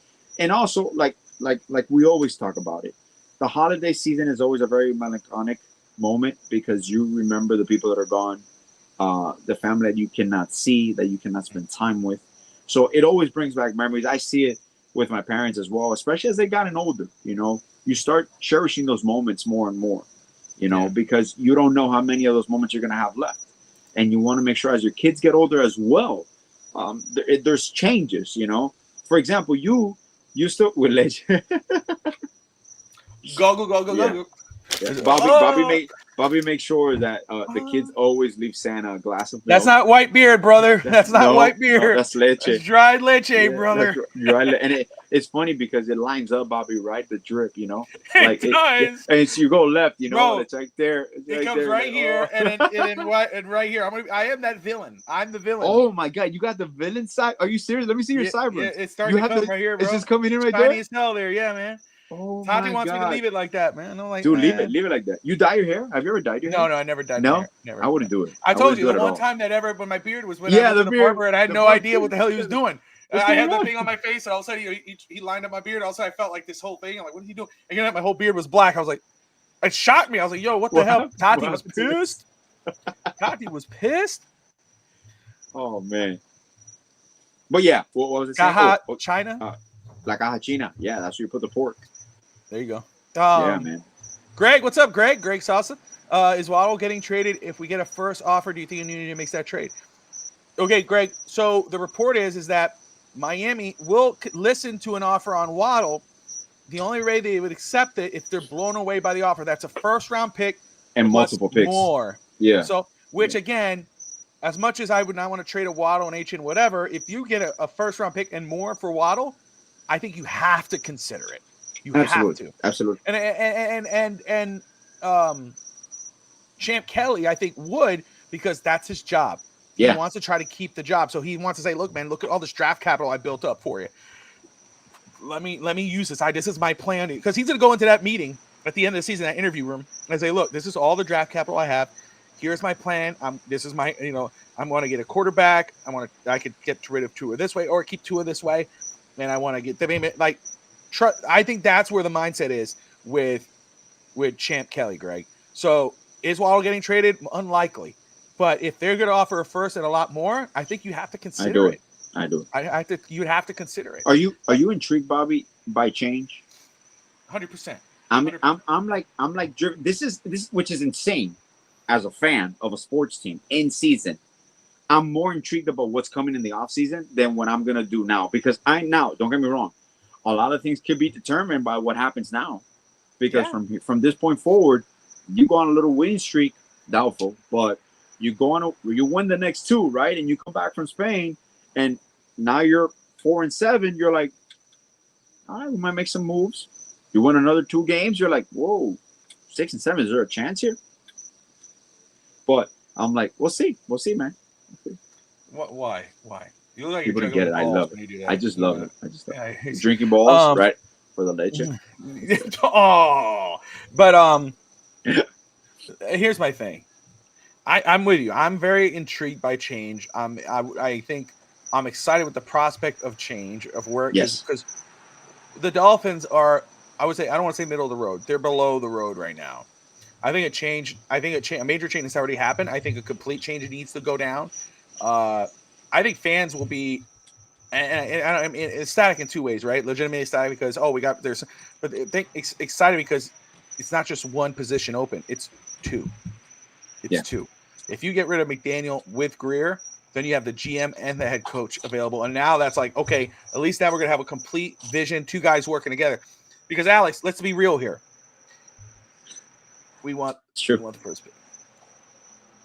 No, we want to hope for the Jets. Yeah. Yeah. We want when I told them maybe we're going on a little run.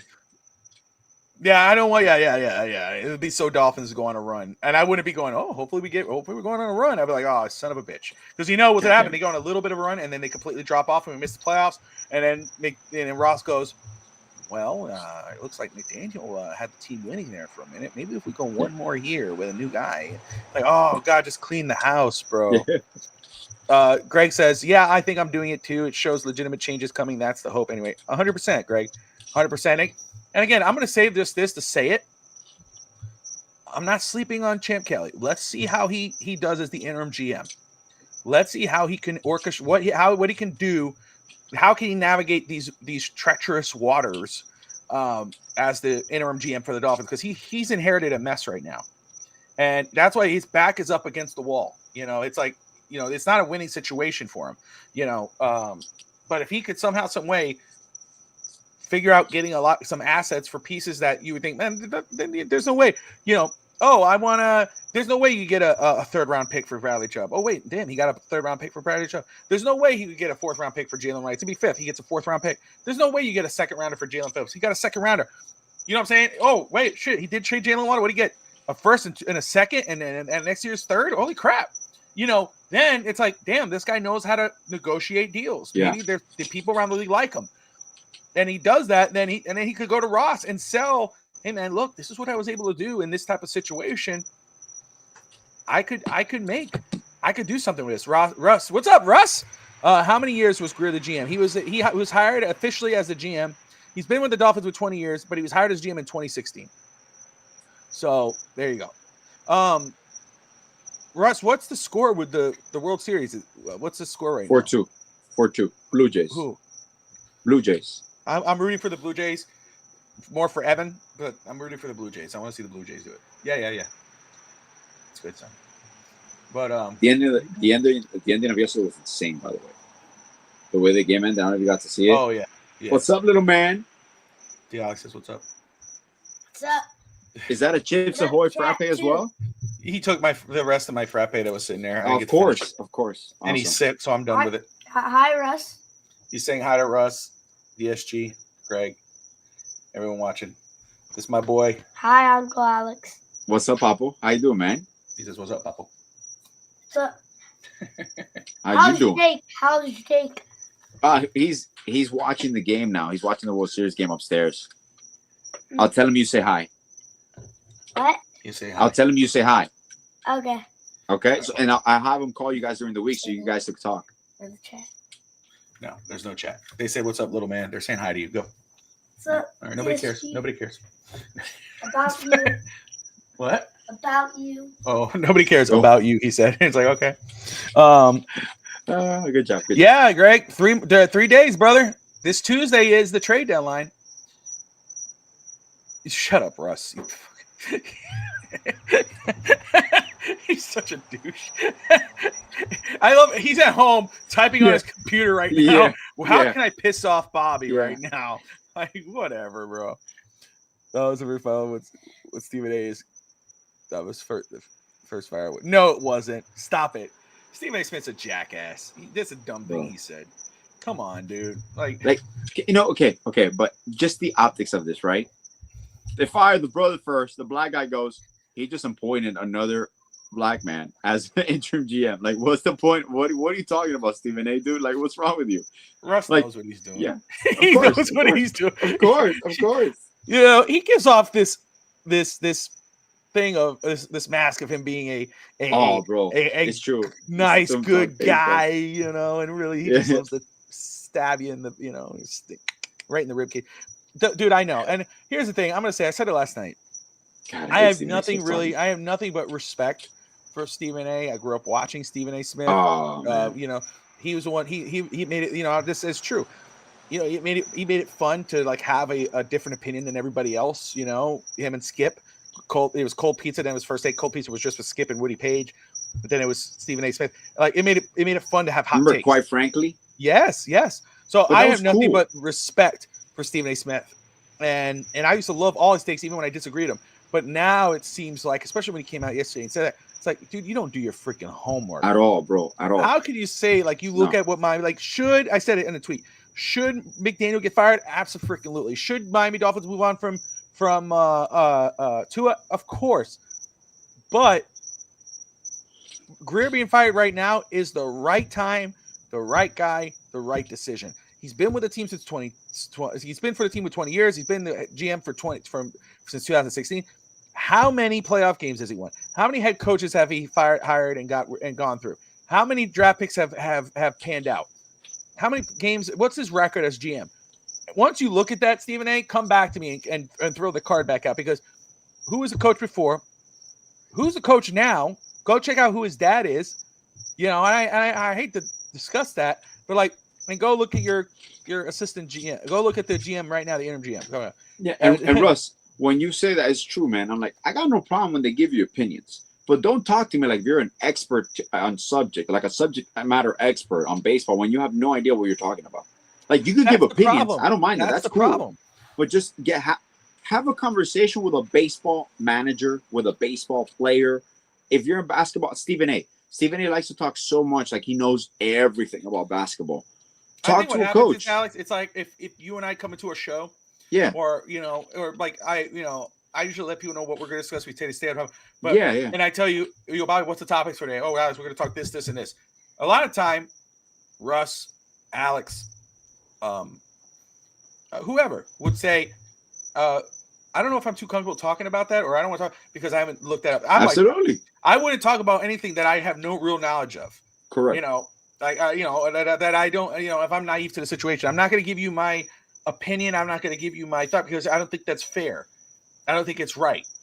I'll let somebody who's smarter than me on that subject discuss it, and I might respond to what they're saying. Correct. But I'm not going to, but Cowherd, Stephen A. Smith, and again, they've earned that platform, but it's hard to watch them now with that stuff. But DSG, our next president, Stephen A. Smith. Oh goodness. He's been on those platforms, man. He's making some waves, man.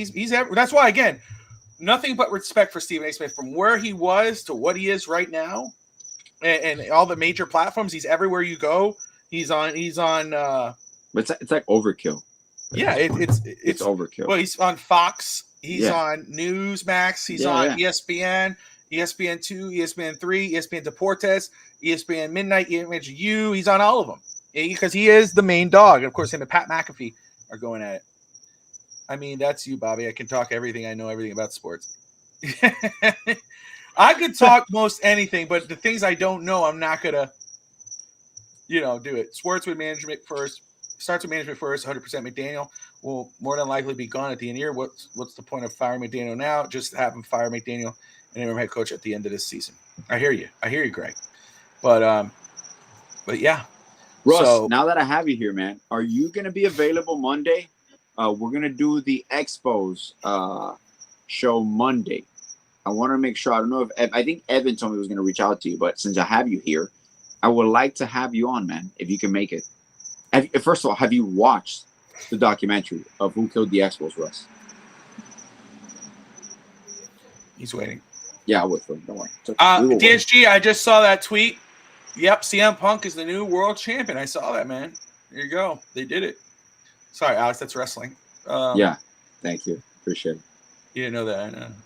I'm going to do that. I meant to do that, and I will do it. I want to do a segment with Who's That Guy, and see if Alex knows who this guy is, and it may be wrestling, it may be something totally different. But I'm going to do that. Just as, like, who is he? What does he do? Do it right now. Yes, told Evan I'm in. I'm watching tomorrow. Perfect. Russ will be in there, Alex. There you go. Awesome, dude. Awesome. It's already set up. Everything's already created. Russ, Alex, or Evan hopefully should send you the link. If not, to reach out to me and I'll drop it to you, brother. Yeah, we'll send it. Right there, Manolo. Right, 100% agree, man.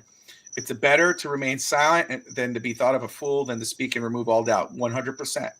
That's one of my things. I remember my grandfather told me, and God bless him, still alive. But one of the things he always told me, and that kind of falls in that thing. But he always said, if somebody's arguing with you, and at any point you realize that he doesn't know what he's talking about, stop the conversation. Say, we're good. We can talk about somebody else.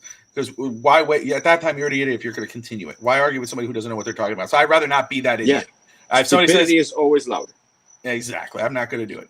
If I'm having fun, the only one I'll do that to is with Alex. My wife. We'll go at it forever. We could go back and forth. Even when I know I'm wrong, I'm going to find every reason to be right. So much so that he'll doubt himself, and he'll go, bro, trust me, I know. And I when no one's looking, he'll be on his phone going, like this, Google. Oh shit, he was right. No, Bobby, I looked it up. Oh, so you didn't believe it? You didn't trust yourself. No. But my kid loves yeet. Yeet. But he lost today. So see, there's Tristan. Yeet. But he lost. Yeet? Is that another wrestler? That's Jey Uso. All right. Oh, Jey Uso. He was wrestling for the title tonight, the world title. Gotcha. He was former world champion. He's The Rock's cousin. Yeah. You. About you. It's fun to do. Yeet. 4-3 now. I'm out. Have a good night, fellas. Ooh, 4-3. Here he goes. Getting interesting. Whoop, whoop.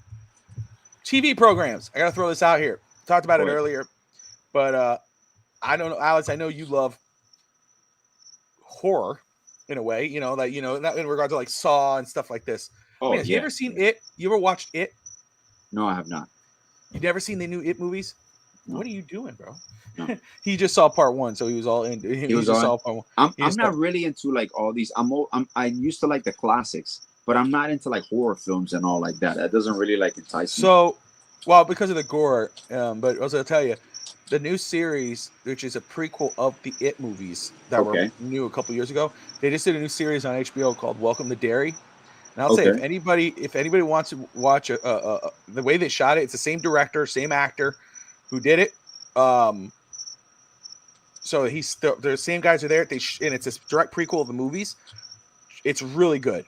Yeah, never seen Bronx Tale or It. Yeah, Alex is he'll watch some. He's like my dad who watches a bunch of random movies. Bro, did you ever see that movie on Lifetime? Yeah, I do watch some random movies. It's so true, bro. It's so good. It's like, dude, watch Bronx Tale. Yeah, watch It. Adrian, what's up, my brother? Adrian. Rainy day pod. What? Oh, rainy day pod. I was like, what did you just say? He's like, Adrian, get the leche. Let the leche. Drink the leche. I'm gonna make shirts, bro. I'm gonna make shirts of God milk with like the Kernangle saw ones. Adrian's face last night on post game. Not post game. I'm sorry. It was the reacting after the breaking news episode of Grier with Sammy and Sammy. Tati, you ready? Leche. Leche on deck. Yeah. But yeah, it was late night milking is what we're gonna. You got that milk? What? Yeah. Can I get? Are you milk? lactose intolerant? Don't watch this show. Hey, I like that. Should be our intro. That should be our intro. Lactose intolerant. Hey yo. Tati says stop. Never. I mean, I don't know what you're talking about. What? I'm gonna keep going. No, keep going until I get that leche. Keep going. Is it here yet? Are you done? Not quite. Here it comes. Yeah. Open wide. It's like, it's so good. Think how we're doing the show Saturday night. It's perfect. I You know. can't do this show like pregame for the Dolphins. So let's see what they're talking about. This is the CEO of Biz Talk Sports Network. Leche. He wants leche. Okay. That's milk, bro. I had to mute it. My mom is like, she's like, what? He just wants milk. What's the problem? Yeah, it's funny. Now you see, but Tati, you mute it. It's even funnier because all you see is Bobby doing this. Oh! And no audio. Give me that milk. Oh! I love the leche. Give me the leche. Bro, you keep doubling down, dude. You keep doubling down, man. I'm telling you. I don't give a damn. I'm totally riding with that. There's so many clips here. There's so many clips. Whatever. And you being so close and like your skin color looking like milk is hilarious. You racist prick. You know, just like, you know, you got to go on my skin color, bro. Like legit. Like, What type of milk is it? Like the skim milk or like the? Own that shit. Like eggnog. Damn right, brother. I'm gonna own that. I'm gonna get that got milk. I'm gonna have got leche. Got leche. That shit. I'm gonna be like got leche, bro. I'm gonna do an intro you gotta to get our a hat show. that looks like a little milk. You remember Kurt Angle when he went crazy with the milk? Yeah, like, bro. like Stone Cold Steve, I'm gonna do it. I don't give a damn. It must smell like rotted milk, bro. I don't give a damn. To me, it's just leche. You guys are the sick. Oh my God, smells intoxicating, Bobby. What is that? Old 2-week-old leche. Smells like Bigfoot's dick. Like Oh man. Which is a thought was like, how do you know that smells like? I always like when people say stuff like that, like, oh man, smells like shit. Oh, that tastes like shit. Oh, you taste it. Tastes like shit. Cool. They taste like shit. Like, how do you know? Like, you really want to be doing? How do you know that? Like, what do you mean? Like, how do you know it does? The only one that is viable is it smells like shit, because we've smelled shits and farts, but tastes like shit. It's like, unless you tried it, that's not a good comparison there, buddy. Yeah, she's like, what did I create? Leche. Oh man. The milkman. Oh, milkman. When I go to Miami and I go see Adrian and the guys was saying whatever, everybody's like, oh, I have a beer, I have this, and they go, oh, sir, somebody bought you a drink. I'm like, oh, thanks. He's like, what is this? Why is it white? So what kind of drink is this? I don't drink. Yeah. Go, buddy, that's just milk. Oh shit. Okay. Oh, thanks, guys. Leche. Poured on you. What? It's like a wet milk contest. What? What are we doing? Wet milk contest. Why is it warm? just guys walking around and it's milk all over. What's going on here, dude? Hairy chest. Yeah, he's like, what? Come with you. What's wrong with you guys? God, Dolphins Big fans. tall glass. Yeah, that's right. Let me get a 40. A 40. Let me get a 40. Let me get a 40. Leche. Then you're dipping the Oreos on top of the milk.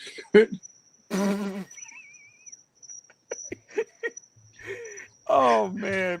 I saw a clip the other day. I just thought that's funny, but I saw a clip the other day. I had tears in my eyes. Was because there's some guy that did that with a drink, and that's not the joke. That wasn't the one that I laughed about, but it was a. That's awesome, man. Oh man, you got a good team. Go that way. I saw this clip. I just saw he keeps trying to poke his head around. I was like, dude, just okay.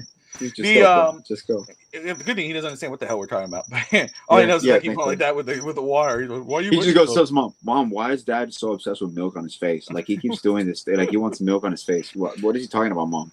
It's okay, son. It's okay." What was it? So some people they tell you, "Oh, do you want to try this? Something this?" First, I'd never accept an open container. I just want to tell people that. Oh, smart. But, 101.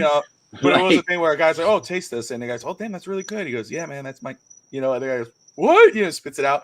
Funny stuff. But that wasn't what I laughed at. But that was similar to what that is. But there was one where this guy dressed as a chef. He's like, "Try out these new chips that I made." It has a little bit of a kick, but it's really funny. Guy. So the guy walks by this bigger guy. He goes, "Test this," and the guy goes, "Or he takes it." He goes, "Is it good?" He goes, "Yeah, very good." And he walks off. He goes, "It's very good, but it's one of those hot chips." So he goes, "Yeah, it's very good." He walks off. It's like a minute later, the guy comes back, and the guy who was the chef is in the street. Stop! He goes, "You motherfucker! It's more than it has a kick." He was so mad. He came back. He ran. He's sweating. He goes, "You motherfucker!" Oh, I laughed so hard.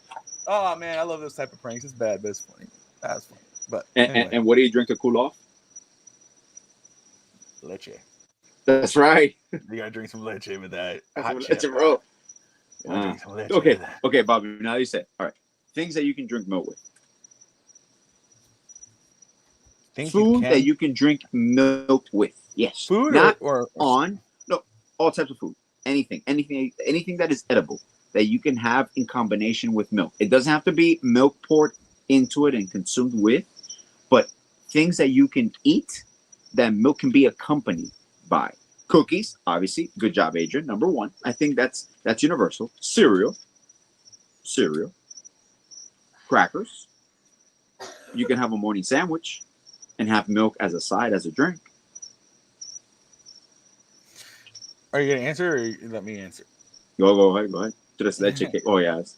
No, I think it's the obvious ones, right? Yeah, cookies, cereal, cake, yeah, that's true. Can you have ice cream and milk? I have. You have? Because I'll have syrup and I have to wash down the chocolate. So I'll drink a whole glass. I'll drink a whole milk. like a glass of milk, very quick. Okay. Yeah, Okay. Wash down. It is. It's really. Okay. It is. Just kind of wash away the sweet. You know. I got you. Because I understand it. It's like doubling it basically. You're doubling. Yes. But for me, it's like I have to have. I can't because what are you gonna drink with ice cream? You have to have something to wash it down. You can't have anything. Like for example, I can't have a soda after an ice cream. That's like, what I'm saying. But drink a glass. Just drink a small glass of white milk of whole milk. It's really good. It's called a milkshake. Cookies, Reese's, anything chocolate, really. Yeah, you could cake, ice cream. But again, I would not do it. I had to do it one time because I was at Gary's house. But was there people that have milk with dinner? You know, I can't do it. I remember Gary's family, Gary and his mom, they had steak with bacon wrapped around it. I remember that was the main dish. I forgot what was around it, and I remember he had milk forever. You know, but there was milk on it. And I'm like, oh, I was like a little like, okay. And I love milk, obviously, brother. We know. But Yeah. I mean, I'm like, okay. It's a big like. I can't imagine having pizza and then milk. Like I'm washing down this pepperoni pizza with a glass of milk. I'm like, Jesus, I can't have seafood with milk. Breakfast you could have with milk. Always. You know, again, Eggs, I think regular toast. milk, you put a little bit of chocolate milk. Like, that's good too. Obviously, chocolate, but with whole milk, I could have like if you need something sweet with pancakes, bacon, eggs, toast. Yeah, and you give me a glass of milk, I could. That's perfect. Great. I'm solid. down with that. Yeah. Milk for everything. Well, it's true. Yeah. I usually have milk before I go to bed. I'll usually have a glass of milk, with or without something, because to me a good glass, not warm milk. I hate warm milk. But a glass of like a cold glass of milk, real quick, guzzle that shit down, feel good. Dag down the gullet. Keeps you regular. That's true. Sure. Just when I was a kid, man, and we would go to school, and like even with the grilled cheese, it was cool. But when you had like spaghetti and like garlic bread or something, and then they gave you chocolate milk or regular milk, I'm like, dude, this combination's not gonna go well in my stomach, dude. I'm feeling it right now. I'm just thinking about it. Just thinking about it, I remember it. Now, this is true. This is true. In Spanish, there's a saying, después de la leche, nada eche. That means that never have anything after milk. So, for example, if you drink milk, you can't eat like an orange after that because it will destroy your stomach. So you can't have milk and then eat grapes or eat a meal. Like, once you drink milk, that's it. Obviously, when you're eating breakfast and it's kind of going hand in hand. I was going to say, wait a second. So, how many people? I don't eat breakfast. I don't eat breakfast. Eat breakfast at all? No, I'm not a breakfast guy. Very rare I have breakfast. On the weekend, I might have, Todd makes, some breakfast, whatever. I'll eat that. But I don't. It's not like I sit down and have cereal in the morning. I don't do it. So when is your first meal? Like lunch? Lunch. Okay. So like intermittent fasting, basically. Basically. Okay. Basically. So like, I have coffee. Yeah, see, I have coffee, and like today, that's exactly what happened. I didn't eat until. Holy shoot! I didn't eat until just right before our show. 5 o'clock. No, I went grocery shopping and I had coffee. 4 or 5 o'clock is when I had something to eat. I picked me something from Wendy's because I hadn't eaten. Just the day went by, and that's just what it is. So, coffee with leche, exactly. Yeah, coffee with leche, right in there. Boom, mix just like that. I say mix it. Then I do a ding ding ding. Just like that. Ding ding ding ding. And that's with a spoon, by the way. I don't want you guys to think this was anything else. Ding, ding, ding. He forgets to eat. I just milk. The thing is, I go about my day. But I'm not hungry when I wake up in the morning. It just starts the day. I get to chill out. I sit down. I do what I got to do. I watch TV. I look at my phone. I drink coffee. I'm chilling for a little bit, talking with Audrey, hanging out, talking with the kids. And it won't be until 12. Today was late, way later than usual. But yeah, I don't eat breakfast. I don't eat breakfast during the week. And unless Tati goes, "You want some bacon, eggs, and toast?" I'll say, "Okay, sure." And that's probably, she wakes up later in the day anyway on the weekend. So yeah, that's the only time I would do it. But I don't. I should, but I don't. It's what it is. But I don't eat breakfast. Thank you, Adrian. You see Adrian's with me on that. I have coffee and something light, piece of bread, a donut, a guava pastry. If I get fancy, I make myself. Hey, Tati, I forgot when anybody asked you that question. I forgot when anybody was asking what you eat for breakfast. I think it wasn't about you, was it? It wasn't about you, was it? So that's how she is, dude. She just jumps in like nobody asked. Like, you're supposed to answer about me. That's it. No, I'm just playing. Coffee is appetite suppressor. There you go. Yeah, and coffee's a natural diuretic too. It makes you pee a lot. DSG, I'm the same. Bobby, breakfast is overrated. So, like, again, man, I get it. No, but like, for instance, you shouldn't eat right after you wake up. That is true. That is a scientific fact. My father-in-law does that. He as soon as he gets up, eats the moment he wakes up. Gets to the bathroom, he goes and starts eating. He'll have cereal, then he'll cook himself something to eat, and then he'll eat, and then he'll eat that, you know, and then he has himself a little snack after. Like, I never get it, but it is what it is. Go drink some leche and shut the fuck up. It's TFU. It's like it's Favorite University.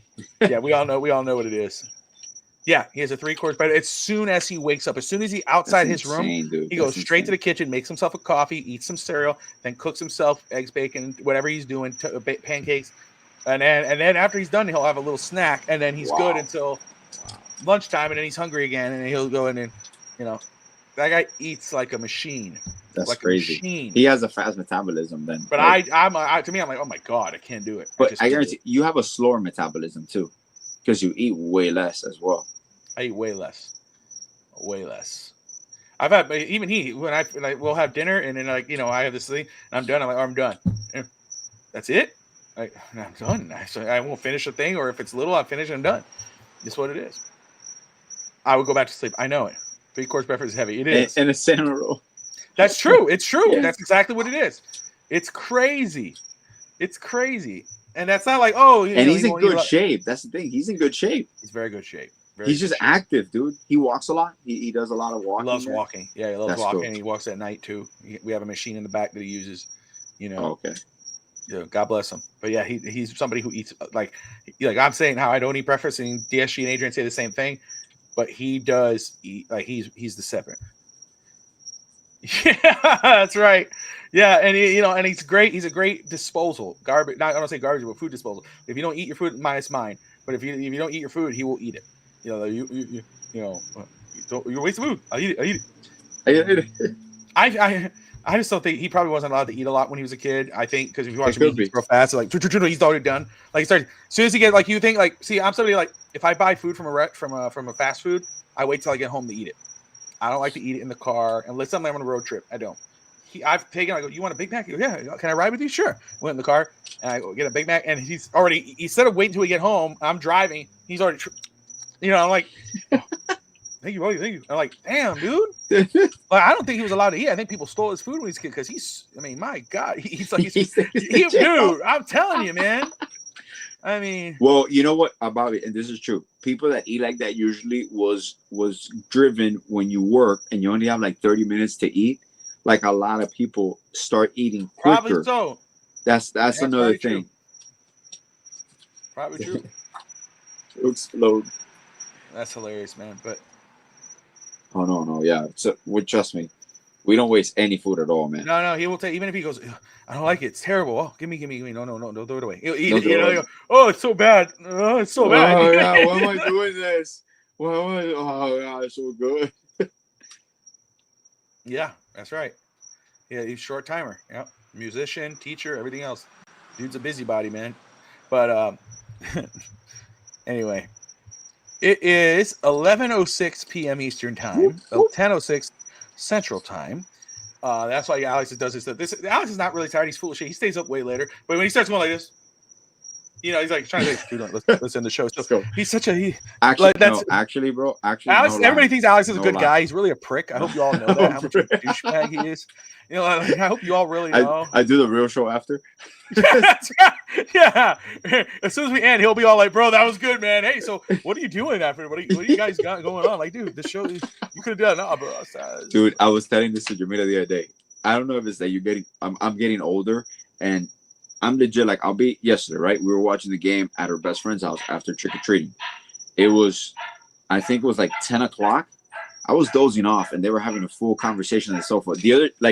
3 months ago, I fell asleep on my friend's couch. We went over his house. We had like lunch, and it was like 7 o'clock, and I started dozing off. I'm getting to that age where I'm comfortable just dozing off anywhere. Like, I can be doing anything, whatever. And they'll be like, Alex, bro, did you fall asleep? He's like, you know what they need to do? I'm exhausted, bro. What they need to do one time is just leave you there. Like Jamil, just take the keys, leave, and then you wake up in the middle of the night in someone else's house. Bro, they're asleep. I'll keep sleeping, dog. Yeah, like you know, you wake up. Can you imagine waking up and you're like, bro, that'd be like, I can't start watching. Like, for example, documentaries. I gotta start watching. If I started watching a documentary after 10, dude, I have to watch the same episode like 3 or 4 times because I'm gonna knock out. And it's insane. Since I started going back to the gym and waking up at 5:30.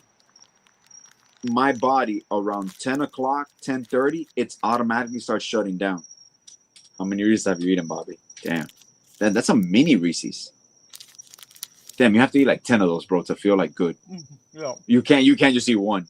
Like, now I need milk. oh, what do you need, Bobby? What was that you need? I need milk. I need leche. Leche. There you go. They're just getting through the kids' candy. Fuck, of course, that's what we all do. Everybody does that. Candy's like, oh, okay, don't touch my candy. Like, are you gonna go to sleep anytime soon? Yeah, okay, cool. Don't worry about it. I won't touch your candy. I was so mad last night. Kids fell asleep. No. Okay, DSG. Oh, I saw it the other day. Wait a second. DSG, are you saying a Reese that has Oreo or an Oreo that has a Reese? No, Reese's with Oreos. I have not seen that. I've seen the Oreo with the Reese. I actually bought it and I tried it. No, it's Reese's with pieces of Oreos inside the peanut butter. Oh, man. I actually looked today. I didn't see it. Because I was going to try it on the show. But I didn't see it. It's overrated? Oh, okay. That's how I felt about the Oreo Reese. That's how I felt. I was like, eh. Because it's really like, it's a collab. Okay. Oh, because I got you. One of them did. Okay. Yeah, they did a little collab with each other. Hey, cough somewhere else, bro. Sorry, guys. Disrespectful. Yeah. It's embarrassing. Kid, bro, what are you sick, bro? Yeah, he is. Yeah. He is? Oh, he is? Yeah, he is. He actually is? Oh, shit. I'm sorry, buddy. No, don't be sorry. It's a bad move right here. It was self-inflicted? On him. Yeah, he plays outside in the cold with no shirt, no jacket on. What do you want, bro? What do you want? What do you think? You're Tarzan? He's into soccer right now. Oh, yeah? Yeah, he's always playing the game. He does a... Mbappe is the best. Mbappe. Cristiano Ronaldo. Yeah, that's all. Okay. Ronaldo's the worst. All right. He thinks he's Tarzan, yeah. Anyway. All right. All right, we said one thing about you. It's over now. Quiet.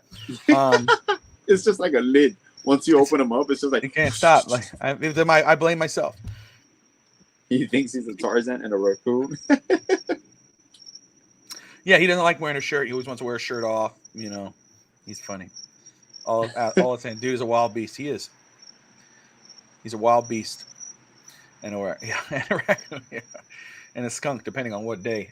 Yeah, they should. But anyway, Alex, we're wrapping it up here, my man, my brother. Any final thoughts before we wrap it up? Happy about the Heat. Pensive about our Dolphins. Intrigued by what's to come before Tuesday. It seems to be that there'll be a talk of the NFL week. And it's crazy because it's going to be here before you know it. The change is coming. Now, which degree of change as a Dolphins fan? I mean, we've been doing this for what, 25 years? Us 30 years. You know, I really started watching football when I started hanging out with you because I was always baseball. You know, from a Cuban household, we really weren't big football fans. You know, I didn't have a lot of like older males in my house that had like football likings. You know, my dad played volleyball. You know, Cuban, he played tennis. It wasn't really like, you know, football all around. So all these years that we've been fans, we went from being confident, we kind of saw Marino's ending, and we figured, you know, we remain competitive some way, somehow. And we did, but now we're going to what, our like seventh, eighth rebuild. And you're like, damn, bro, like this rebuild seemed like it was going well for a year or two. And then we're back to square one. And we look at the Chiefs, we look at other teams, we're like, damn it, when will we have that? I think it's going to be so weird if we ever reach the status of like the Panthers in football. Like, I don't know what I would do with myself because we're used to like this deception every time. Like, and you're like, oh, again. So we'll see, man. But I'm just excited to see like how we perform for the rest of the season. Like, I'm really intrigued by that. Yeah, me too. We'll see how it plays out. I'm intrigued by obviously Tuesday's a big day. Yes. And then next Sunday, what happens there? How does Miami respond? How does McDaniel respond? Can he actually solidify at least lasting until the end of the season, or does he really put himself on thin ice?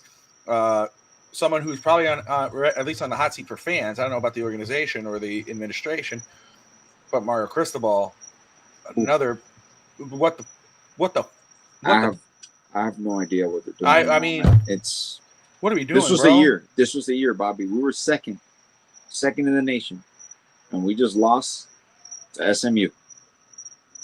That's there goes college football. Like there goes your college football playoff chance. Yeah, there's no hope. Yeah, we're done. That's done. It has to be done. It's another wasted year. Another wasted year. It's just. I think Caneswear might be on tomorrow, maybe that or Monday. We'll see, but they'll be on. I'm sure. Brett from Caneswear. Shout out to Caneswear, guys. If you love the Dolphins, you love the Canes, the Heat, the Marlins. Anything South Florida sports, go check out Caneswear, 2655 South Florida, South University Drive in Davie, Florida. You could also check them out on their website. They got everything and anything. Brett and his crew down there, they got great stuff. Even if you're not in South Florida, if you're in Tennessee like me, Texas like Steve, Canada like Evan, Delaware like Josh Wingate, wherever you may be, go to caneswear.com, get your merch there. Great guys. And, of course, shout out to the Caneswear podcast with Brett and Gio and Mondo. Yes. They weren't able to go on, but you go ahead and check on go check out what they have to say about tomorrow or Beautiful. Today's games. But anyway. Have to sleep in. Sure. But, everyone, appreciate you all tuning in. We'll wait and see what happens next. Like and subscribe. And good night, Miami. Peace. Gringos in the house, straight out of Hialeah, no doubt. East 10th Street where we play out. Here we bring the Miami crowd. Alex, the boy with the B. Step into rhythm, feel the heat. Street vibes mixing with the Latin tree. In our flow, the two worlds meet.